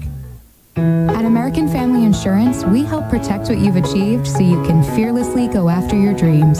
For auto, home, business, and life, contact us today. American Family Insurance. Insure carefully, dream fearlessly. American Family Insurance Life Mutual Standard of Ohio and Wisconsin Company, 6000 American Parkway, Madison, Wisconsin, 53783. Call the Brittany Scheffelbein Agency, LLC, with offices in Pierre, Oneida, and Gettysburg. From the early days of South Dakota statehood through today's digital revolution, BankWest has remained committed to helping customers and communities succeed. BankWest Associates uphold this commitment by developing innovative products, tailoring financial solutions to customer needs, and actively supporting community causes. For a bank committed to helping you and your community prosper, choose BankWest. BankWest. Convenient, connected, committed. Member FDIC. This is Cody Matson and Amy Larson from Beck Motor Company, and we need your vehicle. Equinox, we need it. Traverse, we need it. Malibu, Impala, we need it. Any vehicle, we need it. Do you have a vehicle you want to sell? Call us. 224-5912. Beck-motors.com.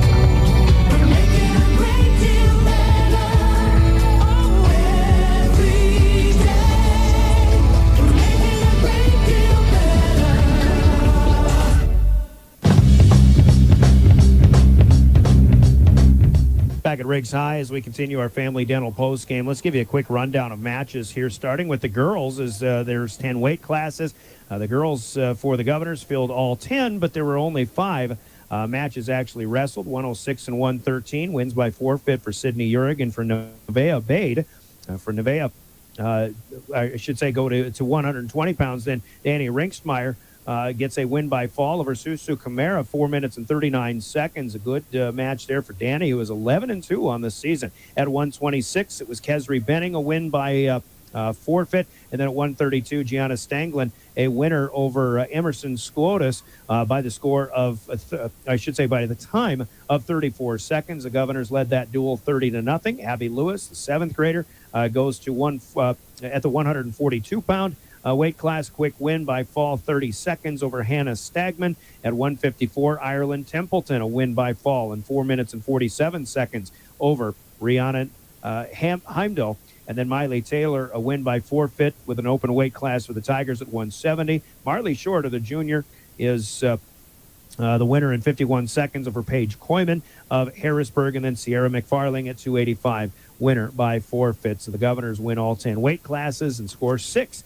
in all 10 weight classes. They defeat the Tigers 60-0. For the boys' matches tonight, Alex Odakoven started it off for the Governors in avenging one of his 2 losses on the season, 4-2 over Tyler Worth, the sophomore from Harrisburg. That put the Govs on top 3-0. Lincoln Schoenhard took a while with some bum ribs, but toughed it out and got a win by fall in 5 minutes and 37 seconds over Emery Johnson at 113. Noah Williams, a winner by technical fall over Lincoln Peters rather than Carter Ratcliffe for the Tigers. So Noah Williams 11-2. Nate Williams improves to 8-3, a winner by fall, 5 minutes and 25 seconds over the 8th grader Dylan O'Connor. The Governors led after 4 matches 20-0. 132, Tristan Spencer, technical fall in all 6 minutes over Corbin Okenga of Harrisburg, 17-2. 138, Blake Judson, a 4-1 winner. He's 14-0 on the year. He defeats Peyton Tryon, the junior from Harrisburg, to make it 28-0. Then at 145, Harrisburg wins their first of the night.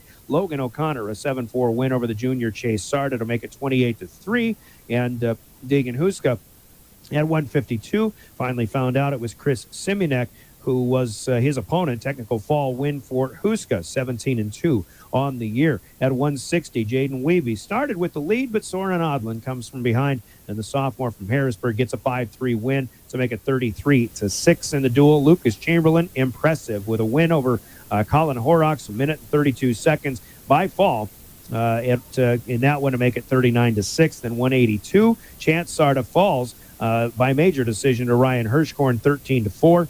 Harrisburg hit double figures, but trailing 39-10. By now, of course, the Governors have the duel locked up at 195. Jack Dieter to 3-1 win in overtime over Gavin Stotts as they get 3 for the decision, and then another major decision win for Aiden Viox, 10-1 on the season. He defeats Elijah Bucci at the 220-pound weight class. That made it 39-17, but the win with the open weight class for Josh Rydberg, the win for the Governors in the forfeit over what will be later in the season Josh Larson of Harrisburg, but not wrestling tonight. That forfeit gives the Governors the final victory at 45-17. Final score in that one. And again, Ryan Noyes, in following this one, you've got, like we talked with Coach Lewis, just a lot of things to be real impressed about. This early in the season, there's a lot of things can happen from here on out, both good and bad.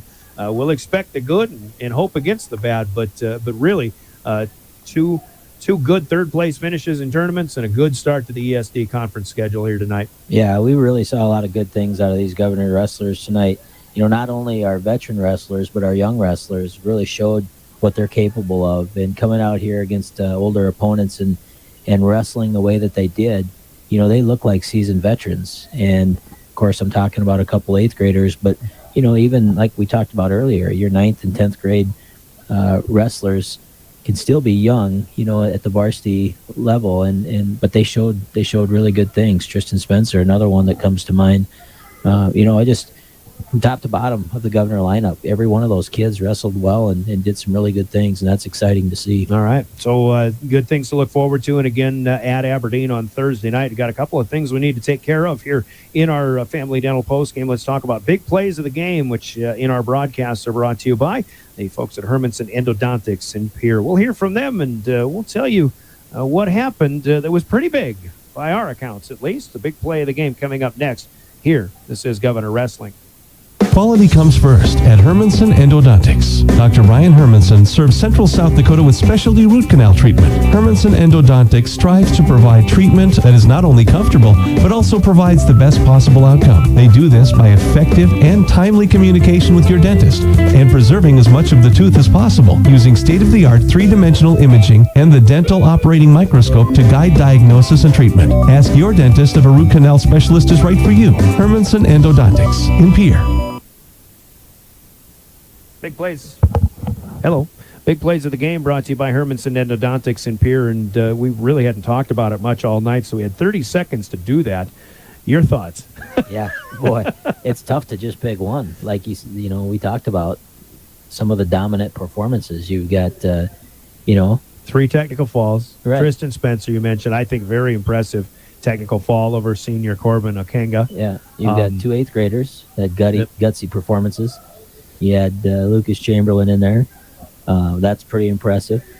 I thought Noah Williams looked outstanding. Judson continues to do Judson things, staying undefeated. I don't know. But I'll tell you what, for me, though, in the condition that Lincoln Schoenhardt is in right now, dealing with rib injuries, and we talk about how difficult it is to wrestle with that, and he was just in pain all night long.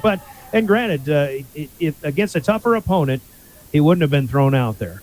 But to wrestle for 5 minutes plus and put in the effort that he did in pain, and then to come up with the quick move that he did to eventually defeat Emery Johnson by fall in 5:37. To me, that was pretty big. That's a big effort from a young guy, making a big example for the bigger guys who are coming after that. Absolutely, and he shows his coaches that he can be counted on.